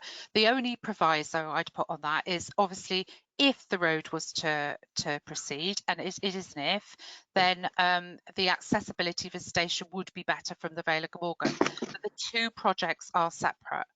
And as we move forward, and I noticed you made some comments about enormous environmental issues. I wasn't sure if you were talking about the station or if you were talking about the road at that stage. But as we move forward, those two projects will be retained as separate, but they will also consider each other. So if the road doesn't happen, the station will need to consider the position without the road and what impact that would have on the station numbers, what impact that would have on the roads of the Vale of Glamorgan and, you know, the current road that goes through Pendoylan. If the road did happen, then obviously it would need to have the consideration of whether that would improve the figures, whether that would make it better accessibility from an economic perspective to the station. But the two projects are separate. They've got separate proposals, and it could quite be possible that we go through the current consultation, that we decide not to proceed with the road, or cabinet decide not to proceed with the road at this stage, but we could still carry on with the station, and vice versa. We could decide not to progress with the station, but we could decide to progress with the road. So you could decide to progress with both. So there's those sort of three combinations. But yeah, I can assure you the two processes are separate. And by moving this process forward tonight, you're not having any decision on the road. There's no toilets. Okay, thank you very much for that. Right, I'm going to move on now to Councillor Leighton Rowlands. Did you want to raise a question or a couple of points? Yes, I would like, Chair. Thank you very much. First of all, I would like to raise a process point. This is Scrutiny Committee. I always under the assumption that Scrutiny members had the say first, so I would like that clarified, because you do bring in the Cabinet members more than the Scrutiny members. So I would like that clarified. It doesn't have to be now. You know, I'm more than happy for Democratic Services to look into it. But you know, this is scrutiny, and the scrutiny members should have a say. I'm more than happy to have scrutiny members say what they say, and then cabinet members brought in after. That's normally, you know, how, you know, at least then they get a bigger picture, as in the cabinet members. So I'll leave that to one side. Well, actually, no, I'd like to respond to that now, Councillor Rowlands. Well, yeah, you can respond to that. Yes. I'm going to respond to that, yes. Because the reason I've decided on that, because everybody had quite long questions, and I thought it'd be better that everybody had their own individual answers. Because quite often, if we're having questions, we group questions together, and then officers respond to a group of questions. But because this is, obviously, you know, there are quite a few concerns in here, and that's the reason why. And it was a specific point that Councillor Robertson raised, and that I asked Councillor King to respond to. And I'll stand by. I can understand where you're coming from, Chair, but this is scrutiny, not the cabinet members' show. I understand it's scrutiny completely. It's not, you know, the greatest show of cabinet. So anyway, we'll park that. Councillor Rowlands, Councillor Rowlands, can you actually treat members of this committee with respect, please? I do treat members of the committee with respect, to be fair. Well, I'm glad to hear that. I hope you do as well. So move it on to my Councillor point. Rowlands, you really are on thin ice at the moment. I'm not accepting this behaviour at committee. Now, can you please ask your question? So my question is purely for Emma. How am I going to phrase it? So Emma, so if you're a resident of the Vale of Glamorgan and you get the train, which I do quite regularly, and you know, you tend to go to Swansea quite regularly, and the fact you go to Cardiff, you're not going to get off at that particular station because the government, be it Wales or the UK, wants faster trains to West Wales. Yeah, that's a fact. The fact that is 4 minutes on train journey.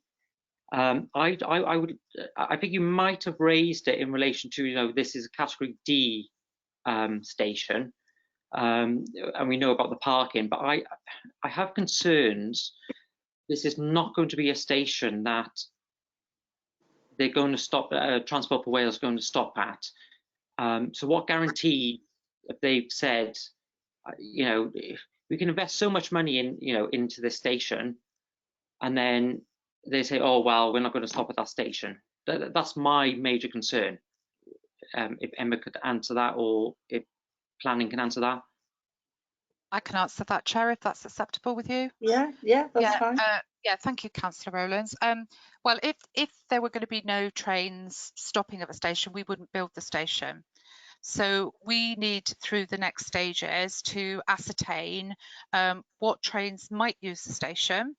And I've made it quite clear that there is an aspiration for the London train to use that station. Now, whether that'll happen, I can't say this evening. I don't think any of us could say categorically that wouldn't happen this evening. But we you know, from my perspective as an officer, that would be my aspiration. In terms of any other services that may stop there, if there are going to be no services stop there, then that station isn't going to happen. So we need to find that out at the next stage, because we're not going to have a station with no services, because it's pointless. Yeah, it's pointless. I mean, so we need to do that additional work, and hopefully the presentation we saw this evening made that quite clear, that we'd assumed about these trains stopping here, but moving forward we need to have those detailed discussions with Network Rail, we need to have those discussions with TfW, we need to have those discussions with First and any of the other interested operators that might operate on that main line, and that is for the next stage moving forward. We're very much at an early design concept, and we're nowhere near building it yet. We've still got a number of stages to go through, a number of gateway stages to go through. So the assurance I can give you this evening is if no trains are going to stop there or want to stop there, we won't build that station. because nobody's going to want to fund it, are they? Sorry, No, it's so simple. And that's the point you really clear. But I still have reservations. You know, the fact we haven't even talked to them to say, will you be stopping at this station or not? At a well tag 2, it baffles me, and I'm not convinced. We have spoken to TfW, and we've also spoken to Network Rail, so there have been discussions with that, but they will wait until the next stages of the process to fill in and move properly, to see if we can actually find a location for a station, to see what the demand might be, and then we need to consider a timetabling issues. And that was quite clear in the presentation this evening, that would be the next step. So we have had discussions with TfW, we have had discussions with Network Rail, and at the moment it is a proposition worth moving to the next stage in their eyes. But why would you go from well tag 2 to well tag 3 or wherever it's called if you haven't had, sort of firm? Because I imagine these well tags cost a lot. It's not well tag. Apologies, Councillor Owens. Perhaps my presentation wasn't clear enough, but the assessment for the station is a different process. It's the GRIP process and the Transport for Wales Stage A and B assessment process. So that is the process that station will be going through. It won't be going through it won't be going directly through the well tag process. So tonight we're giving you an update tonight. I mean, I suppose that's the first key point. We're looking to do some more work to give you some more of the questions, answers to some of the questions that you've asked this evening.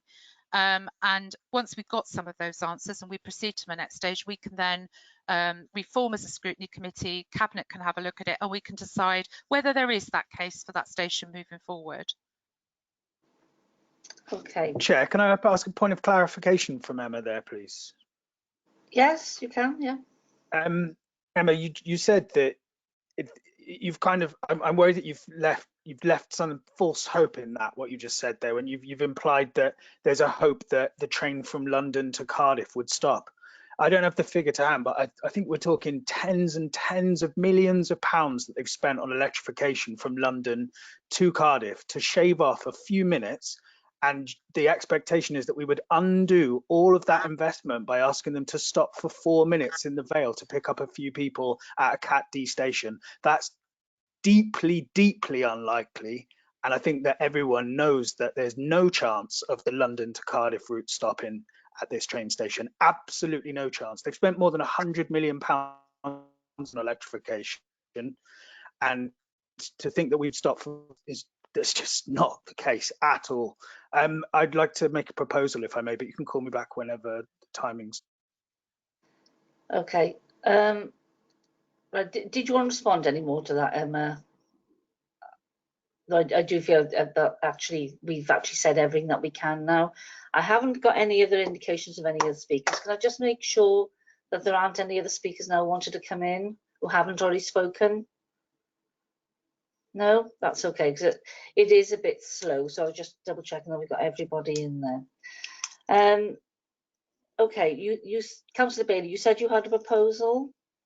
Yeah, sorry, and it's 2.8 billion pounds that they've spent on electrification to remove a few minutes. So to think that they would stop for 4 minutes seems just crazy. You said you had to propose. My proposal, can I propose that Cabinet disregards any consideration of the potential development of a new road linking junction 34 with the airport, so that this project can be given a truly independent assessment of its feasibility, disregards any mention of the road, because otherwise this is not a separate project. That's my proposal. Okay. Right, but you did hear that obviously we've had several reassurances there tonight. I think it is quite clear in the plot that they are separate, but you still like to put that forward as a proposal, yeah? I would, because I'm not concerned. I'm not convinced. I'm really not convinced at all. Okay. That was a second then. Do you have a seconder then? Yes, seconded, Vince Driscoll. Thank you. That's Vince Driscoll, right? Okay then. I think the easiest way to do this, because obviously we can't see everybody. I think we're going to have to I'm trying to think of the best way we can actually vote on that proposal. I think if I go shall I through the put list, the name alphabetically on the committee, and we can ask the members' preference? Where this, could you do, yeah, where could they you do that? agree So I or say I disagree. can't, and it's a bit slow getting the full list up at the moment. I got a list. I can go through the roll call, Chair. Oh, great. Okay. Right. Okay, I think what we'll do is we'll go through individual members and ask them if they're for the proposal or against that proposal. And is everybody clear what the proposal is? They heard it clearly? Yes? Okay. Okay, Gav, did you want to go through the list then, please? Okay, Councillor Bailey, are you for or against the proposal? I'm for the proposal. I know. Thank you. Councillor Brooks? Against? Councillor Drake? Against? Councillor Driscoll? For? Councillor John? Hello, Councillor John? Sorry, Councillor John. Against? Okay. Councillor Morgan? For? Councillor Robertson?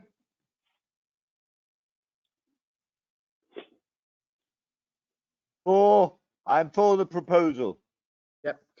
Councillor Rowland? For the proposal. Councillor Sivananam? Against. Councillor William, are you with us this evening? He's not, so okay. I want to because William he's on there. Councillor William, are you with us? Okay, I'll disregard Councillor William. So as it stands, that's 5 for and 4 against. So that motion is passed. Okay. All right. Thank you very much. So that we'll send that back then, obviously, because this has come through to us for consideration, and we will send that back then to Cabinet. Now,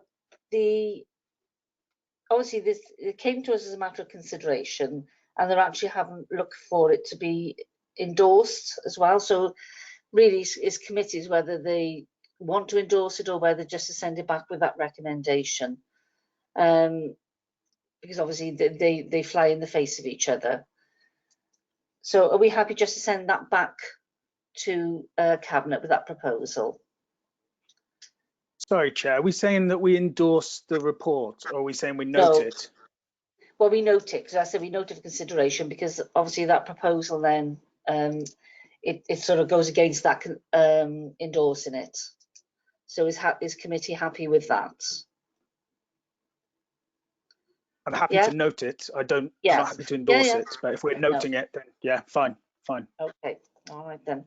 Okay, going to move on to the next item on the agenda, and thank you for everybody for your input in that, and thank you for Mr. Wade. I'm not sure if Mr. Wade is still with us, but thank you for staying with us if you did, and thank you for your input to the meeting, and thank you officers as well for all your input and your responses, as well as Cabinet members. Thank you very much. Okay, going to move on to item number 6 then. Thank you. Sorry? Moving on to item number 6 then, which is from the Wales Audit Office, which is the Waste Management Review for the Vale of Glamorgan. There's lots of good news actually in this report. So is it Miles you're taking this report, I assume? I think it's Colin, Chair. Oh, sorry, Colin. I'm trying to steal your thunder there, Colin. I do beg your pardon.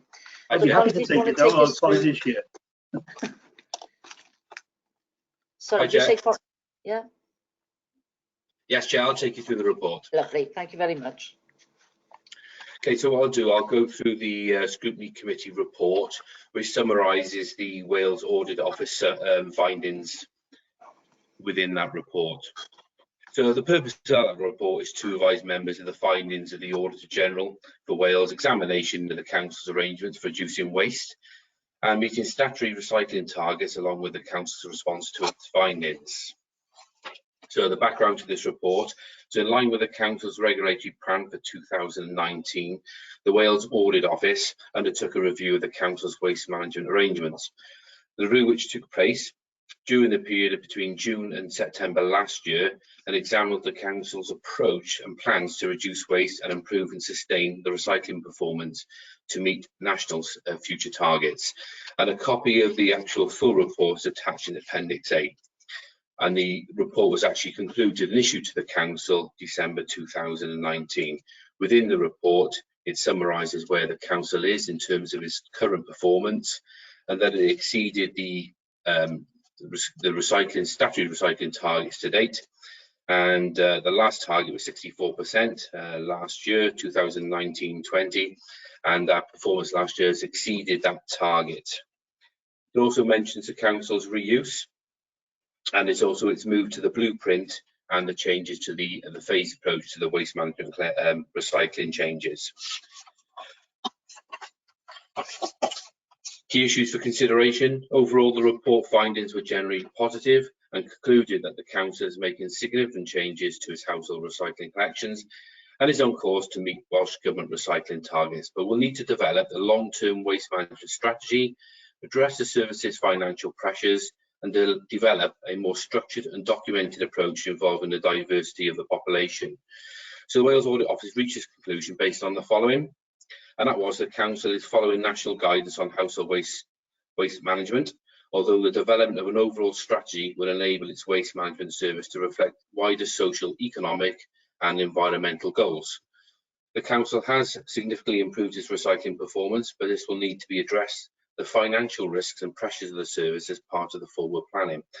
And I also recognise the Council has engaged with residents while making changes to its recycling service, but needs to consider a more structured and documented approach involving the diversity of its population. So if I draw you to Appendix B of the report, and the outcome of the Wales Audit Report summarised it in 4 proposals. So the proposal 1, the Council should ensure that its forthcoming waste management strategy is sufficiently long-term and reflects the wider social economic goals, environmental goals that I mentioned within the report. And to date, to report to committee, the updated actions of the last month is we have drafted now a 10-year waste management strategy, and that will be reported to Cabinet and onto Scrutiny Committee later this year. The second proposal was that the Council should consider whether it has the staff and resources to develop, manage and deliver the service changes in a sustainable way. And in response to that, we have put a governance structure in place for the future collection arrangements for waste and recycling. And we have a core project board and then supplementary project management teams to deliver that. The next proposal suggested the Council should introduce a more structured approach to involving the diversity of the population and in relation to significant service changes.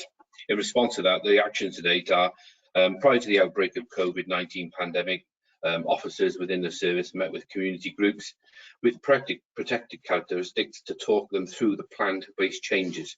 This gave both Council officers and members of the community groups an opportunity to discuss any problems and barriers they felt they may face with the changes. Unfortunately, we hope to enhance on those suggestions over the summer, but with COVID-19, our proposals to introduce roadshows and presentations and engage more with the community, unfortunately, we had to suspend due to the pandemic. And then the last proposal, the Council should fully complete equality impact assessment, in relation to significant service changes. So what we did on the first service changes, we developed the equalities impact assessment. We left it open for the subsequent changes, but the recommendations, we should do the one assessment, close it down for that service change, and then make further equality impact assessments every time we did a change. And that's what we've done now with the rollout of Barry. We started a new equalities impact assessment, and we'll do that for every future change. So those were the 4 outcomes of the report and our responses to date.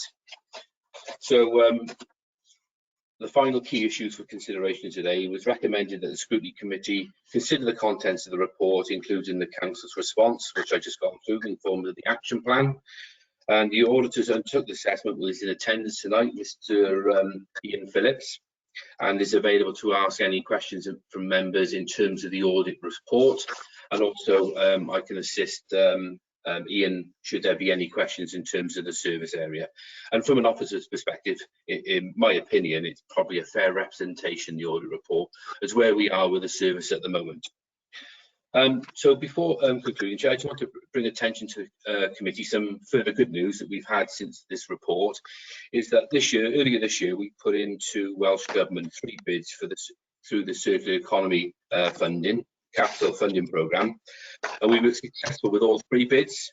So it's a bit of a good news story tonight for the committee, and we had our first bid of £500,000 for new sorting equipment for when we roll out the full phases of the recycling changes.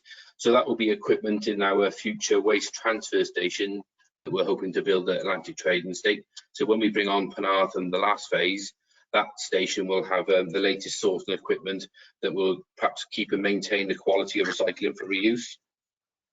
We also had a grant for £250,000 for flats and apartment bins.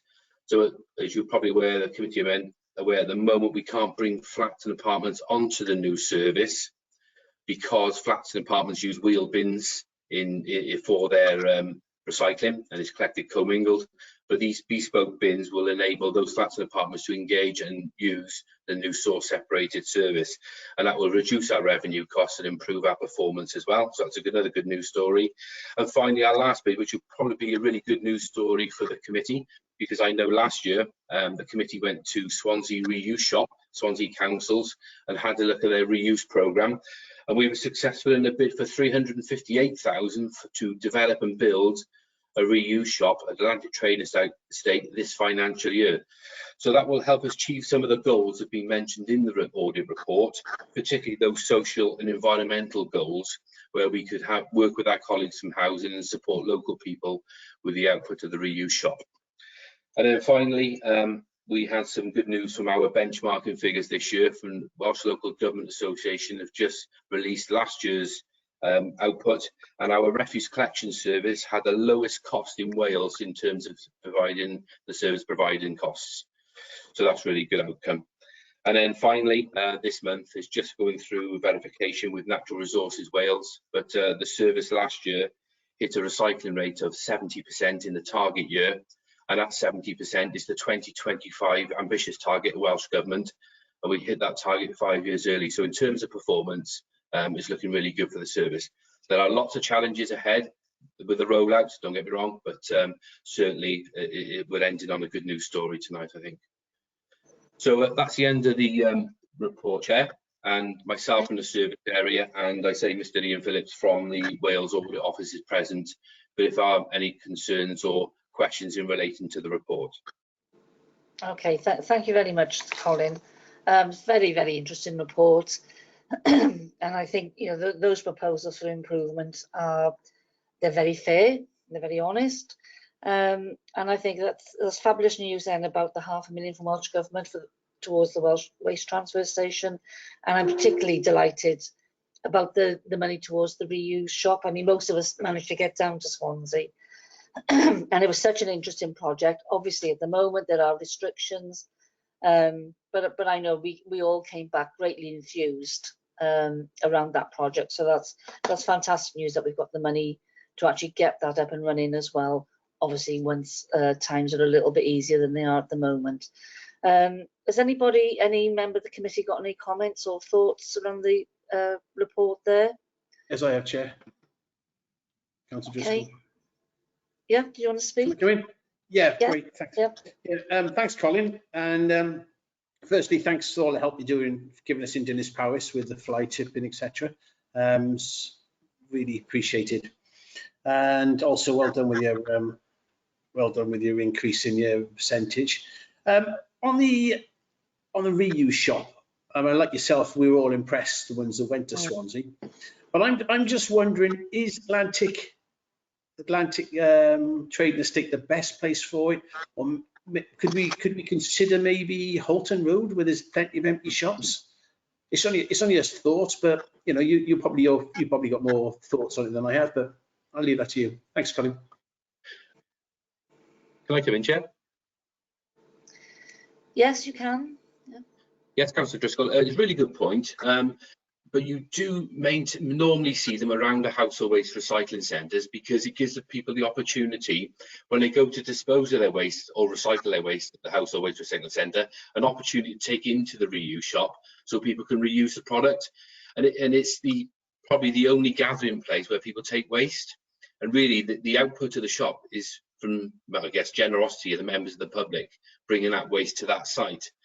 We could have a container, but then what we would probably have to do is ship out the container, those goods, and transport it round to the shops. And logistically, it is probably not the best outcome that way. That's why you tend to see the reuse shops always built around the HWRC. Fair comment. Yep. Okay. Take that on board. Okay. Councillor Gwyn John, you're waiting to speak.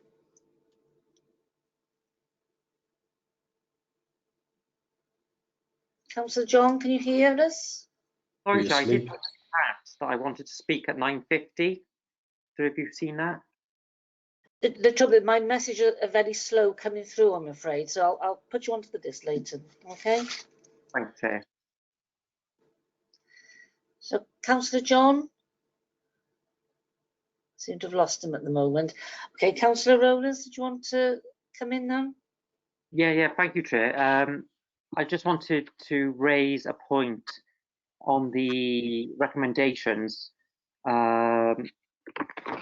If you go on to page 2 of the executive summary, it says the council is engaged with residents while making changes to its recycling services, but needs to consider a more structured and documented approach to involve diversity in the population. So I did raise this on the Teams meeting, I think it was on last week on Thursday.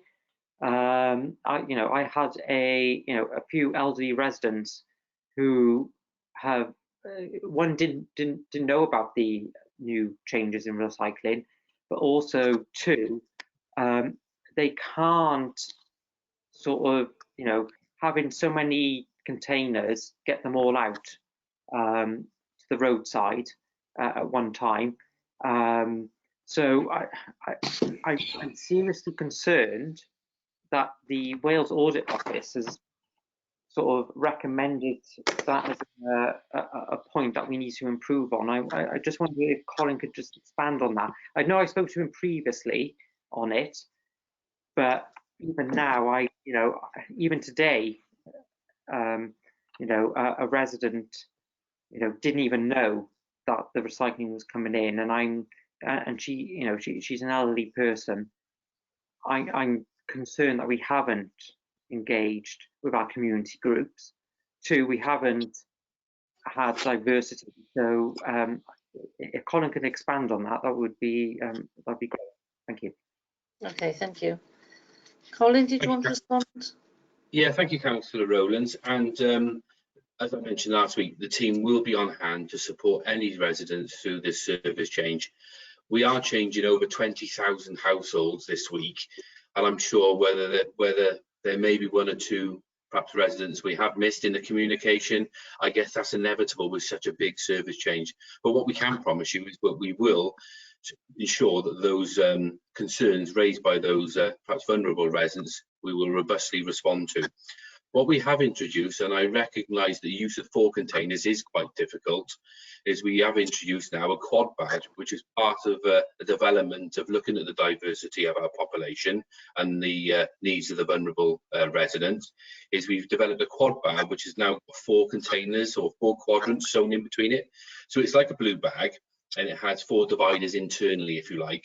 So if you produce a small amount of recycling, you can actually participate in this scheme by using just 1 bag. We haven't marketed it intensely because if everybody had those bags, we'd never be able to get the rounds done, because the guys actually have to put their hands in and take out all the recycling by hand. But where we have concerns raised by elderly residents or who need support, then we are sending officers out and introducing that quad bag.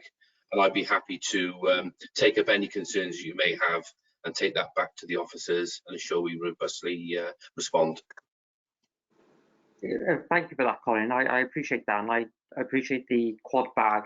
Like you said, it has been marketed very well. I don't know if the council is able to target, over a certain age category, who's able to do it. But I've tried to refer as many people, who contact me who are over, who have concerns about this. But not everyone, everyone contacts the call centre, but I don't know if the call centre is doing this as well. I don't know if you can, raise that with Tony Curtlis as well, to say it's about marketing, and the fact that the Wales Audit Office has raised a point is slightly concerning, that we haven't done this as well. My other point is many people haven't received their containers, be it part or fully. I know you're working, hard to ratify that, but you've had a few weeks now to sort of sort it out, and even today, people go put in their recycling, it's been declined because they haven't got the bags. And what do I say to residents? Well, I'm sorry, but you haven't had the bags.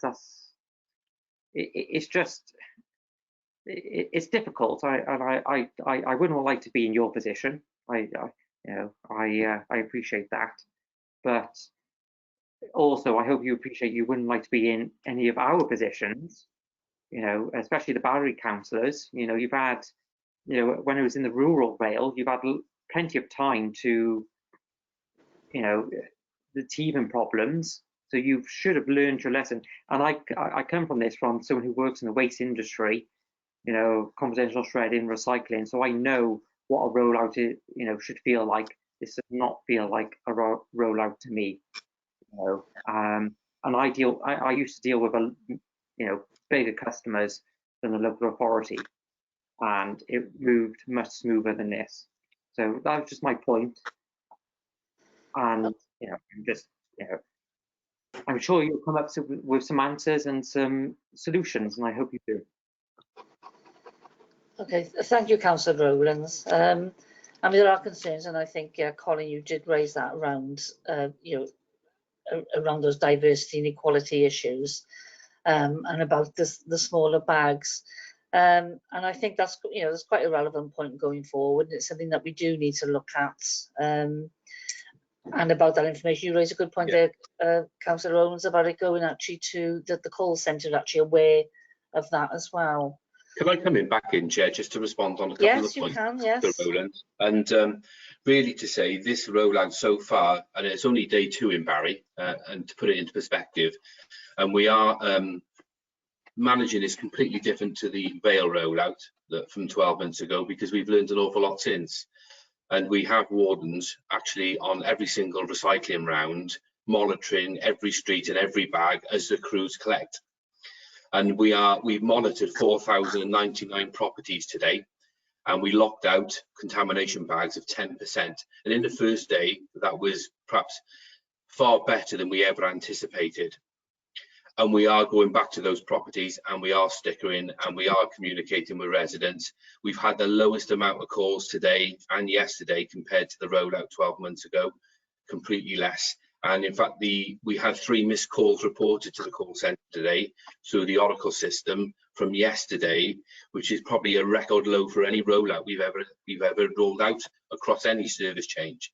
So yes, 1, 2, 3, 4 calls is more than we ever want, but to the size of the project of over 20,000 houses we're rolling out this week, completed every round on time yesterday, we completed every round on time today. We've certainly introduced the changes and what we've learned from the first phase and implementing that.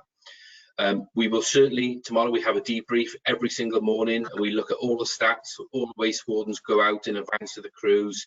They have smartphones linked to a form that goes to the back office to provide all the stats of every bag we've locked out, every contamination. We cross-reference those on a daily basis for all the calls that are submitted through State C1V, and Tony Curtis said himself today, there was only 22 calls from yesterday, the entire collection rounds of 4,000 houses, and only 22 calls came into the call centre in relation to the service changes. And to be honest, I've never known such a good performance to date for a rollout. So I think there are positives to take out of what we've experienced so far. But again, what I mentioned earlier, any complaints at all, we're here to support members, and any complaints you receive, we will robustly respond to them and do what we can. In relation to what your concerns earlier, Councillor Rowlands, what I will do, we have our daily debrief tomorrow. We meet with the call centre and the council's corporate comms division, and I'll mention what we discussed tonight and your concerns in relation to elderly residents, and we'll look at every platform available that we can to get that message out for the quad bars, and I'll keep you informed of that progress. Thank you very much. In response to Councillor Moore, have individual residents' details been passed on to Colin? The ones I've had, yes, and Colin can confirm that. That's true, yeah, yes. Okay, all right. Is anybody? I know Councillor Gwyn John. I don't know if he's able to come in. I've got lots of problems with my chat thing freezing at the moment, so it's not picking up everybody. Is Councillor John I'm here. around? You are. Yeah, Gwyn, did you want to raise something? If I may, I want to ask Colin a question, but I just want to assure Councillor Rowlands that at 12 months now, there was merry hell in the Western Vale, particularly in my ward, Lantford Major. There were loads and loads of problems every day for weeks on end. So quite honestly, it appears to me that our staff have really learnt from that. And whilst it's not working 100%, I appreciate your problems today, Councillor Rowlands, but at the same time, it looks as if there's a big improvement for what it was 12 months ago. I wanted to ask Colin, what is the staffing? I look at the second item on the audit report, and it was talking about resources. I would like to ask you about your staffing levels. What are your staffing levels for men out on the road? And do you have a great turnover of staff? Thank you. Okay. In terms of the staffing on the ground, that has improved over the last couple of years, but the consequence of that is probably we are overspending and we don't have the revenue budget to support that, which is quite really why that was brought up in the audit report, that what the ambitions of a 10-year strategy and achieving those statutory targets will be difficult. And with the recycling market so volatile, there's no doubt that the cost will increase over periods of time to achieve these ambitions and goals. So I think that was quite right that was flagged up in the audit report. Where we perhaps suffer is in the back office, because we've got so little staff perhaps in the strategy and support behind us, and that's what we need to look at. We have the resources, but they're perhaps split over different areas of the department. And what we've done over the last 12 months is try and bring that together to make us a little bit more effective. And that's why we set up the project teams and set up governance a little bit better, just to ensure we can deliver this ambitious strategy. Thank you, Colin. Okay, thank you. Sorry, Councillor Drake, did you want to speak? Yes, I just wanted, as an elderly single occupant in the Vale, I've had my quad bag. It worked out very, very well. And I spoke to the people on the round today, asked how things were going, and they said, yes, it's going as well as can be expected. I don't envy their task whatsoever, but they said it to me with a smile on their faces, and I'd like to thank them. Okay, thank you for that. The break. Drake. Sorry, I was just making a point. I wouldn't class Councillor Drake as elderly. She's far too young. What a drama. Flattering, Councillor Rose. I did note you were very careful when you mentioned about age earlier. Well done. Right. Are there any other councillors who now wish to speak around this? We've got a couple of recommendations there. Has everybody spoken who wants to speak? Yeah? Okay. We've got two recommendations, which the first we've actually done now. We've had a good discussion around those findings from the Wales Audit Office review. And then the second recommendation is that, subject to that one, is that this report now be referred to the Audit Committee, and then following that, then Cabinet for endorsement of the proposed actions to address then those proposals as laid out in points 1 to 4. So are we happy to agree that and recommend this forward to audit? Yeah. Move acceptance, Madam Chairman. Okay, thank you. Right. Okay. The diversity bit. Thank you very much. Right. We've got one. I've got one further item and that ends the actual agenda. But I have accepted an item for urgent report under part 1. Everybody, I assume, has actually received a copy of it, and it's a call-in that we've received from Councillor Vince Driscoll, and it's to do with the parking, and you've actually asked for this to be discussed at committee, and it's around the consultation process. So, Councillor Driscoll, did you want to go through it? I think everybody's had sight of it, everybody's received a copy of it. Did you want to highlight anything within that?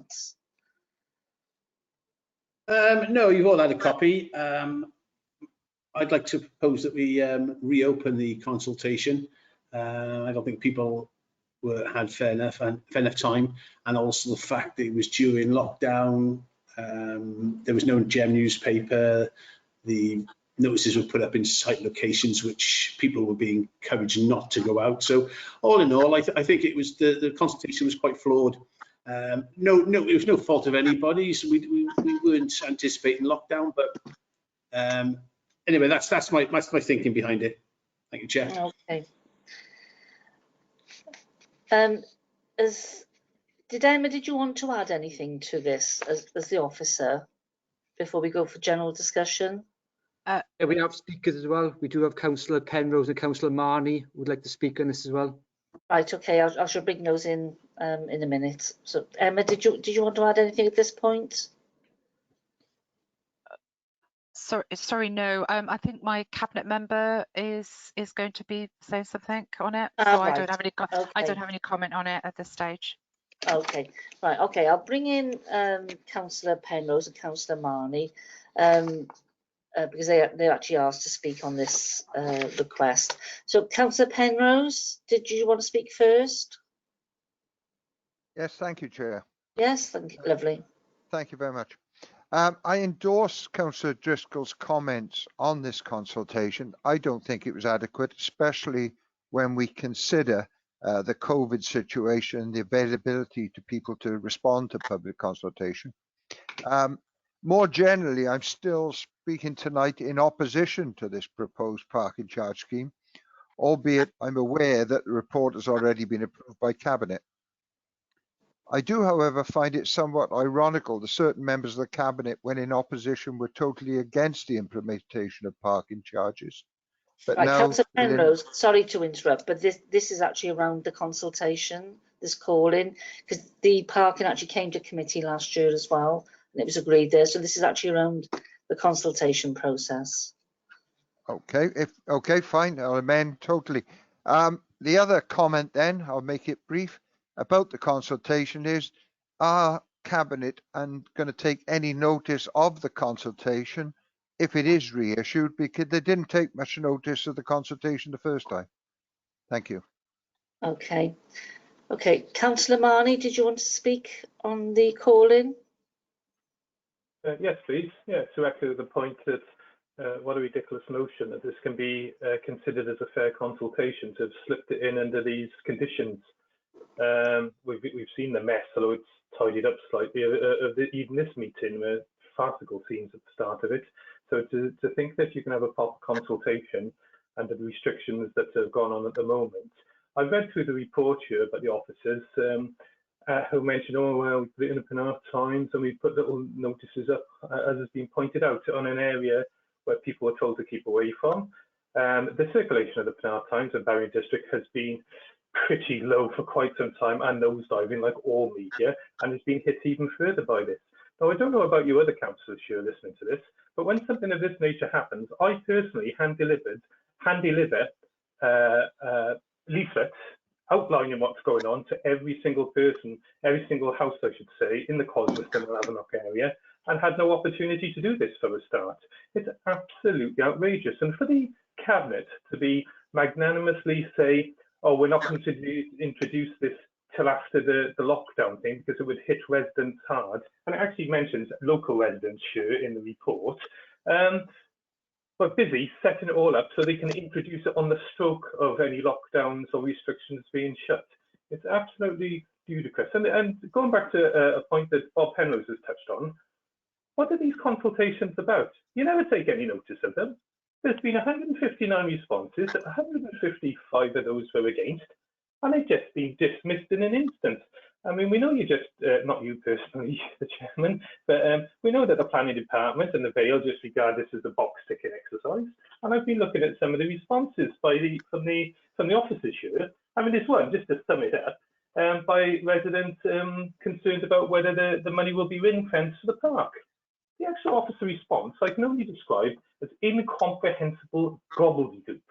What is right, the Councillor Marnie, can you stick to the be polite language, please? We are incomprehensible gobbledygook. You take offence to that, do you? Is that what you take offence to, or can you be more specific? Can you stick to what we're actually discussing? This is another consultation process. Well, I'm saying, firstly, they don't take any notice when the majority of replies to any consultation process is vastly against. And again, we say, how can this possibly be fair to sneak this out now when people can't be alerted in the way they would normally be to be implemented at the stroke of the end of restrictions? It's just typical of the way things are seen as being sneaked under by the Vale of Glamorgan. It's outrageous, and it has to be reopened at a more appropriate time when restrictions are lifted. Thank you. Okay, thank you. Okay, I'm going to call in the Cabinet member now. Did you want to speak on this call-in? Yes, thanks. Thanks, Chair. Thank you, councillors. I must make the point that this is actually more to do with the consultation over the traffic orders. To be precise, the local authorities traffic orders, open bracket procedure, open bracket League England and Wales, close bracket regulations 1996, and nothing to do with consultation about car parking. And in terms of when it started, I mean, I seem to recall we've been talking about car parking, but this administration, the previous administration, and the administration before that, for a very long time. So I think the idea that it's suddenly been smuggled in under cover of COVID is a bit of a distortion. And as I would repeat the point that this has been, the decision to implement was made way back before we got, well, I think just about at the time of lockdown. What we're going through is the legal side of things, and I think that the Berrien district is still functioning and has got pretty good coverage.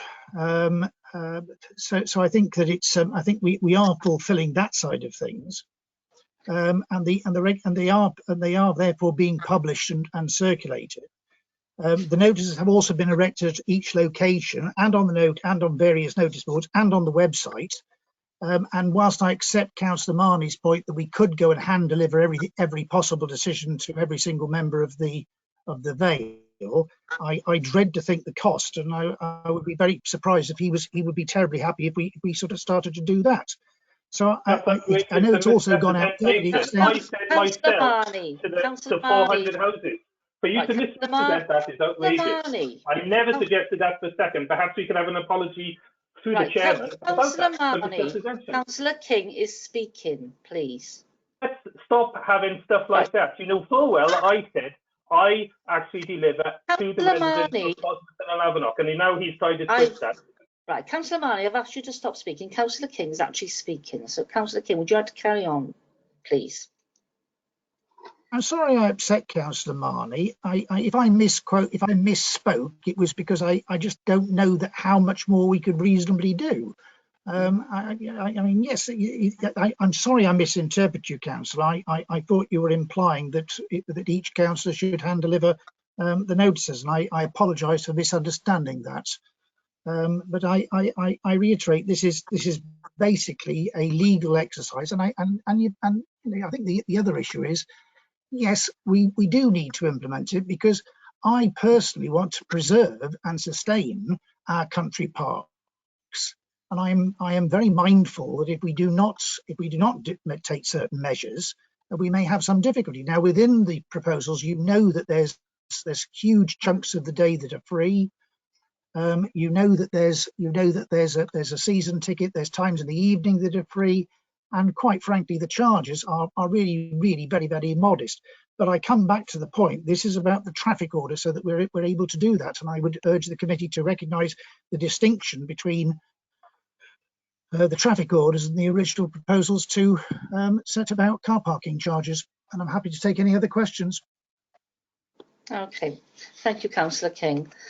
I mean, yeah, this is something that has come to committees and to Cabinet now on many occasions. And actually, lately, I'm actually seeing lots of pleas to actually introduce parking restrictions and charges to try and protect the spaces that we've got, particularly, I think, with more people staying home. I think it's actually impacted on that as well. So there are two sides to that. So those who, and then those who did respond to the consultation, those who just want something brought in. Is there anybody else who wishes to speak? I'm having some trouble. Yeah, sorry, I did try to message you directly, but I think you've I know it keeps freezing all the time, I'm afraid. It's okay. So Councillor Bailey, did you want to, was it, yeah? Yeah, thank you, Chair. I'm sure there are a handful of people who are in favour of parking charges, but none of them responded to the consultation when it came out. Look, the point I wanted to make is I don't think this has been a fair consultation. You can make whatever point a Cabinet member likes to make about this being a technicality about legal side of things as opposed to the substantive issue, but a consultation is a public consultation. It needs to be done properly. The fact that it's being considered at all at the moment is deeply inappropriate, I would suggest, given the impact that COVID's having. Cabinet members referenced the fact that you've signposted it, but this is at a time when people are being told to stay at home, and in many cases people are shielding still because of their concerns. You also mentioned the Barron District and the Penarth News. Fair enough, there are a few thousand people by that paper. The gem used to be delivered to every door, which would have obviously in previous times have managed to reach more people. I do appreciate that there are issues that make it difficult for us to communicate at the moment with that in mind. However, that's why one of the reasons why I think this needs to be extended, reopened. I'm also concerned that Cabinet seems to think that they're doing the public a favour by holding back charges until after lockdown restrictions have been lifted. We're constantly being told that the impact of this is going to last for many, many years on the council's finances. Why do we not think that would be the same for businesses, residents and other individuals in the Vale and who travel to the Vale? This should have been abandoned full stop, but that's obviously a different matter. I appreciate that. I'd just like to second Vince Driscoll's proposal and just ask that this be reopened for a period of 8 weeks to give members of the public a fair opportunity to engage and respond, and that we put extra effort, just adding to that proposal, that we have another effort to communicate this consultation properly to residents so that they can respond. Thank you. Okay, thank you, Councillor Bailey. Are there any other committee members who wish to speak? As I said, unfortunately, my chat keeps freezing, so it's. Madam Chairman, I'd just like to bring to the attention, I hope everyone realises that the gem has closed down. It will not be reopening. So you won't have a gem again. So that's something. Yeah, no, it's just an observation that there have been difficulties in any case getting the message out there to people to respond, and that's why we proposed to reopen it for 8 weeks with an extra effort made by the Cabinet this time to make sure people actually can respond, because signposting when people have been told to stay at home is not really going to cut it, is it? Okay, I'm going to bring in any other committee members now wish to speak. Councillor Rowlands. Right, Councillor Rowlands. Thank you, Chair. So I agree with Councillor Marley in relation to it does relate to car parking charges. The fact that the TROs are linked with car parking charges, a policy that was decided by the administration. Yeah, but with all due respect, Councillor Rowlands, this calling is around the consultation process. With TROs. Traffic regulation orders, which relates to car parking charges in country parks or Wyndham Street car park, they both relate together. But my main point is, and I pick up on Councillor Bailey's point, that the fact the consultation was done during the height of COVID, the fact that we were all encouraged to stay at home and not have if people say go to car parking charges in Wyndham Street or Cowbridge Town Council, I'm sure the council will be going, no, well, you shouldn't be doing that because that's not essential travel. You know, the Barring district, I know it claims 16,000 circulation. Thus, I would question it has 16,000 circulation. Well, we can't comment on that, can we? Well, no, but I'm making a point. The consultation is flawed, and we're now going into a circuit breaker lockdown, where a point where people will be using, and I'm sure the cabinet member for Regeneration and Education will comment on this. Country parks, will they remain open during this circuit breakdown or not? Because, you know, people's mental health on, you know, walking and stuff like that, I don't think we should be, we don't know how long COVID's going to happen. You know, we don't know if there's going to be a cure this year, next year, we just don't know. Are we going to say, well, if these are going to be implemented, these parking charges, if you want to go and exercise in Cosmesson Park, Kerry Park, you'll have to pay £2 or wherever it is after a certain. Councillor Rowlands, we've had reassurances there, and that's actually stated in the report that any charges will not be implemented until after COVID. Well, we don't know. Well, no. Actually, it says 2021. Do we know that COVID is going to be dealt with by 2021? No, we don't. We don't have a magic ball or crystal ball. So, you know, that it could go for a long period of time. The fact that they've actually said 2021. But it does state quite clearly, it actually states in this call-in that nothing's going to be implemented unless COVID-19 restrictions and the local restrictions have been lifted. So it does state that. Yeah, in the report it says 2021. If you read the report, it says 2021. I'm talking by what's by the resolution. 2021 in the report, because you've also submitted the report, the cabinet report. In the report, it says 2021. And if you want to find it, I'm more than happy to find it while other people. No, I'm on about the resolution. It's the resolution that's here. Yeah, the resolution says about COVID, but you have to read the report because you've also submitted the report as well with this call-in. Yes, yeah. Yes, it says 2021.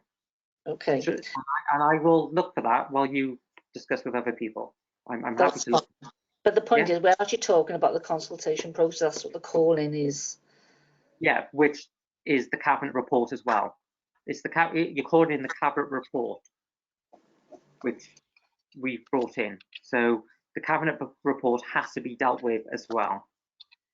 No, the request is about the consultation process. Get on with the meeting. And they look at, actually the request and the proposal on the table here that your members put forward, members have put forward, yes, is about for the consultation to be extended. But why did the cabinet report go with it as well? Look, all I can go on is that Councillor Driscoll has put this call in here, and he's put the request, and it's been seconded by Councillor Bailey. Is it on the consultation process to be extended? I'm speaking, Councillor Rowlands. States the 2021, which clearly states I will find. Rowlands, the request on the table tonight is to extend the consultation process. We'll find the exact point where the cabinet said 2021, and I let everybody. But it still doesn't alter the fact that the proposal on the table tonight. No, it doesn't. I'm speaking, please. The proposal here is for the consultation process to be extended. That's what your own members have put forward. But a call-in is with a cabinet report.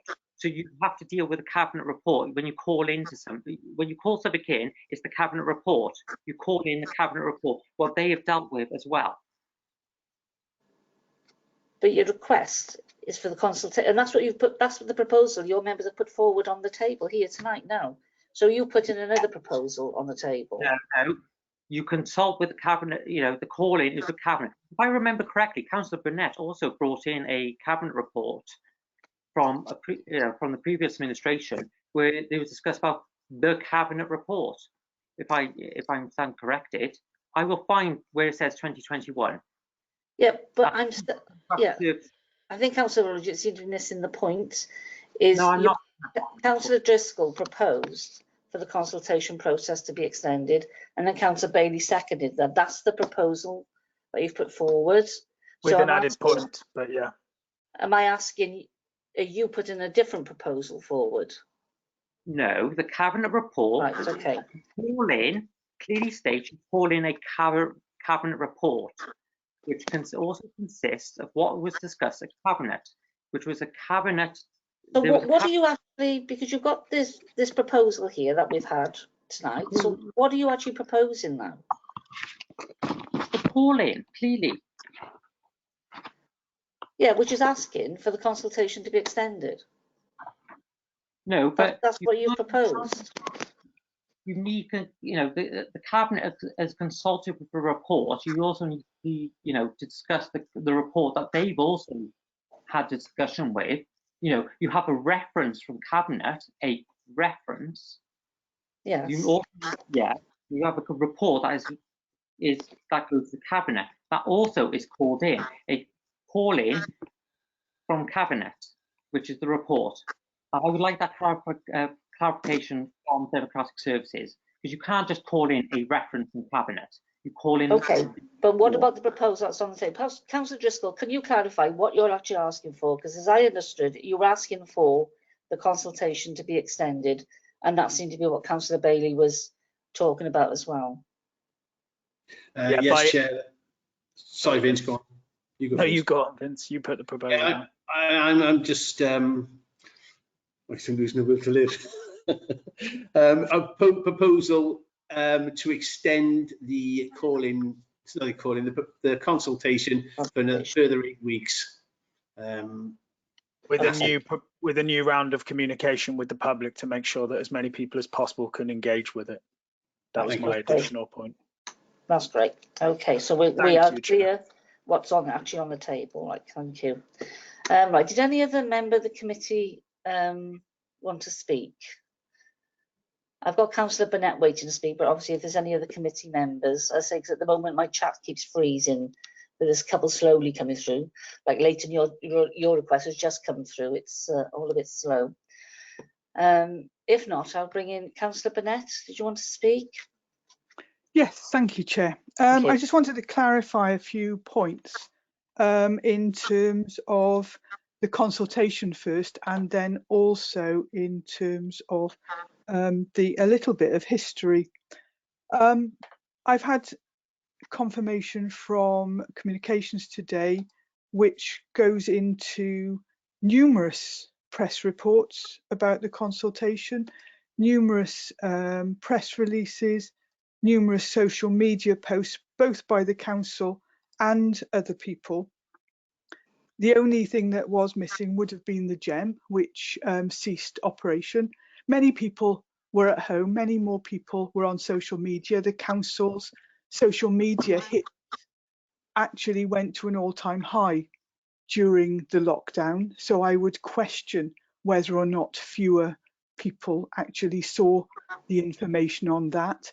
And what I would also draw committee's attention to is that this, as some people have mentioned, this goes back to 2nd of July 2018, when the previous administration, of which a lot of this committee were members, brought it to Cabinet, and it was then referred to Economy and Regeneration and Corporate Performance and Resources Scrutiny.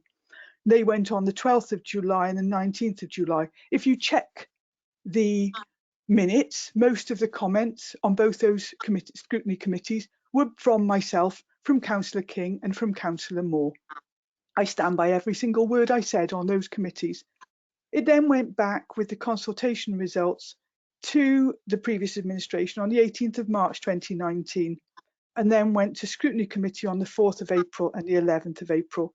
Most of the comments on that committee were from myself, Councillor King and Councillor Moore. I stand by every word that I said in those. Most of my comments, my preparations were posted on social media. They are still there as a matter of public record. If I'm not mistaken, Scrutiny was also webcast.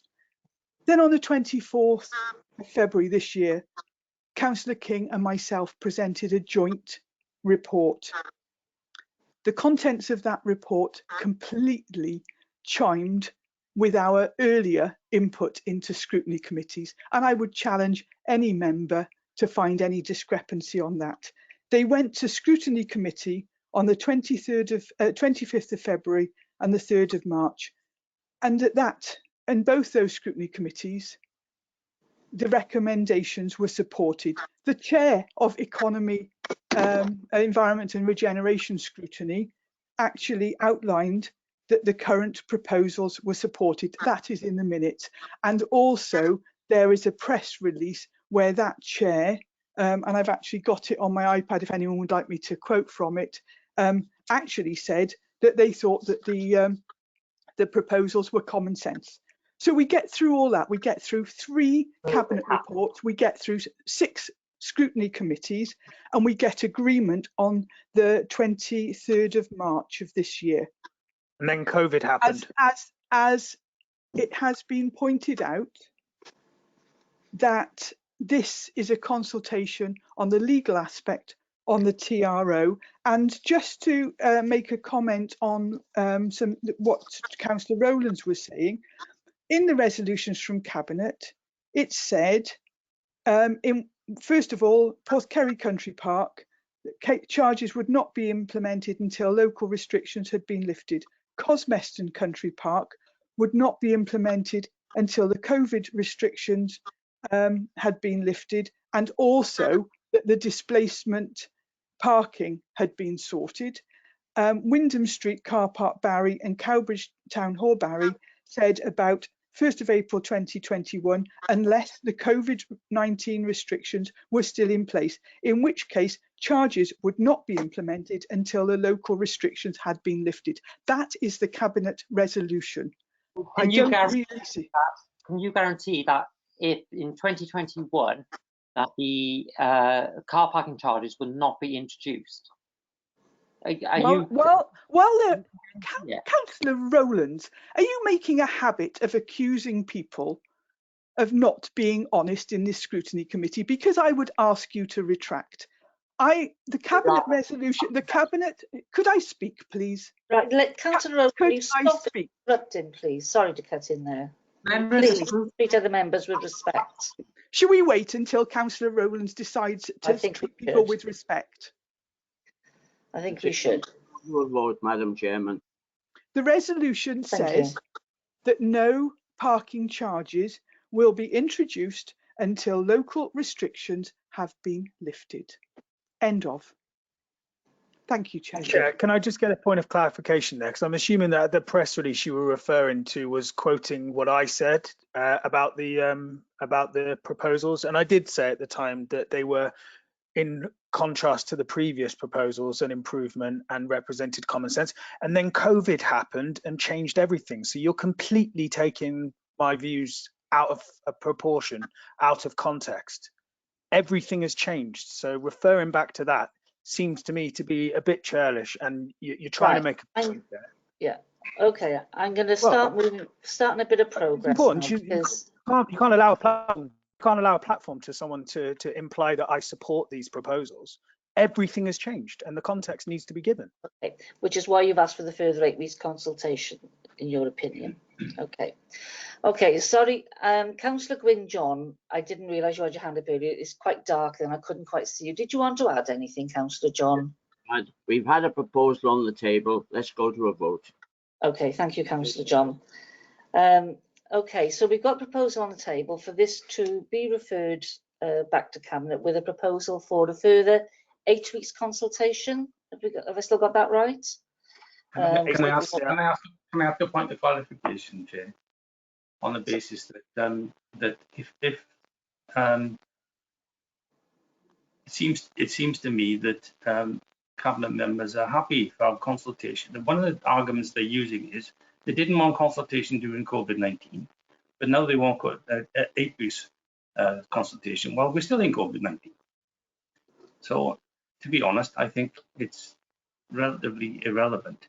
And bearing in mind that there was press release, there was I know I did media in terms of Bro.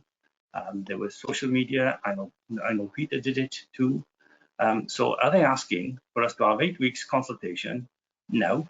while we're still in COVID-19. Tell me the difference. We're asking for extra time because COVID-19 has made it difficult for people to respond and to even be aware of a consultation. Yes, we're still in COVID-19, but if you're making the case there that COVID-19 has made it difficult to communicate with people, then surely you can understand why we need more time and another effort to make sure that everyone has a chance to know it's happening. Don't put words into my mouth. What I said. You're putting words into my mouth. Okay, everybody. Okay, I'm going to cut in now. I think we're going to move forward to the vote. The proposal is on the table to refer this back for a further 8 weeks consultation. And I think that's proposed, and I think that's what we're going to vote on. Okay, Gareth, could you do exactly the same before? So I think we need to do this individually. Of course, yeah. So basically, it's going to be a simple, straightforward vote. Are we for referring this back for a further 8 weeks consultation?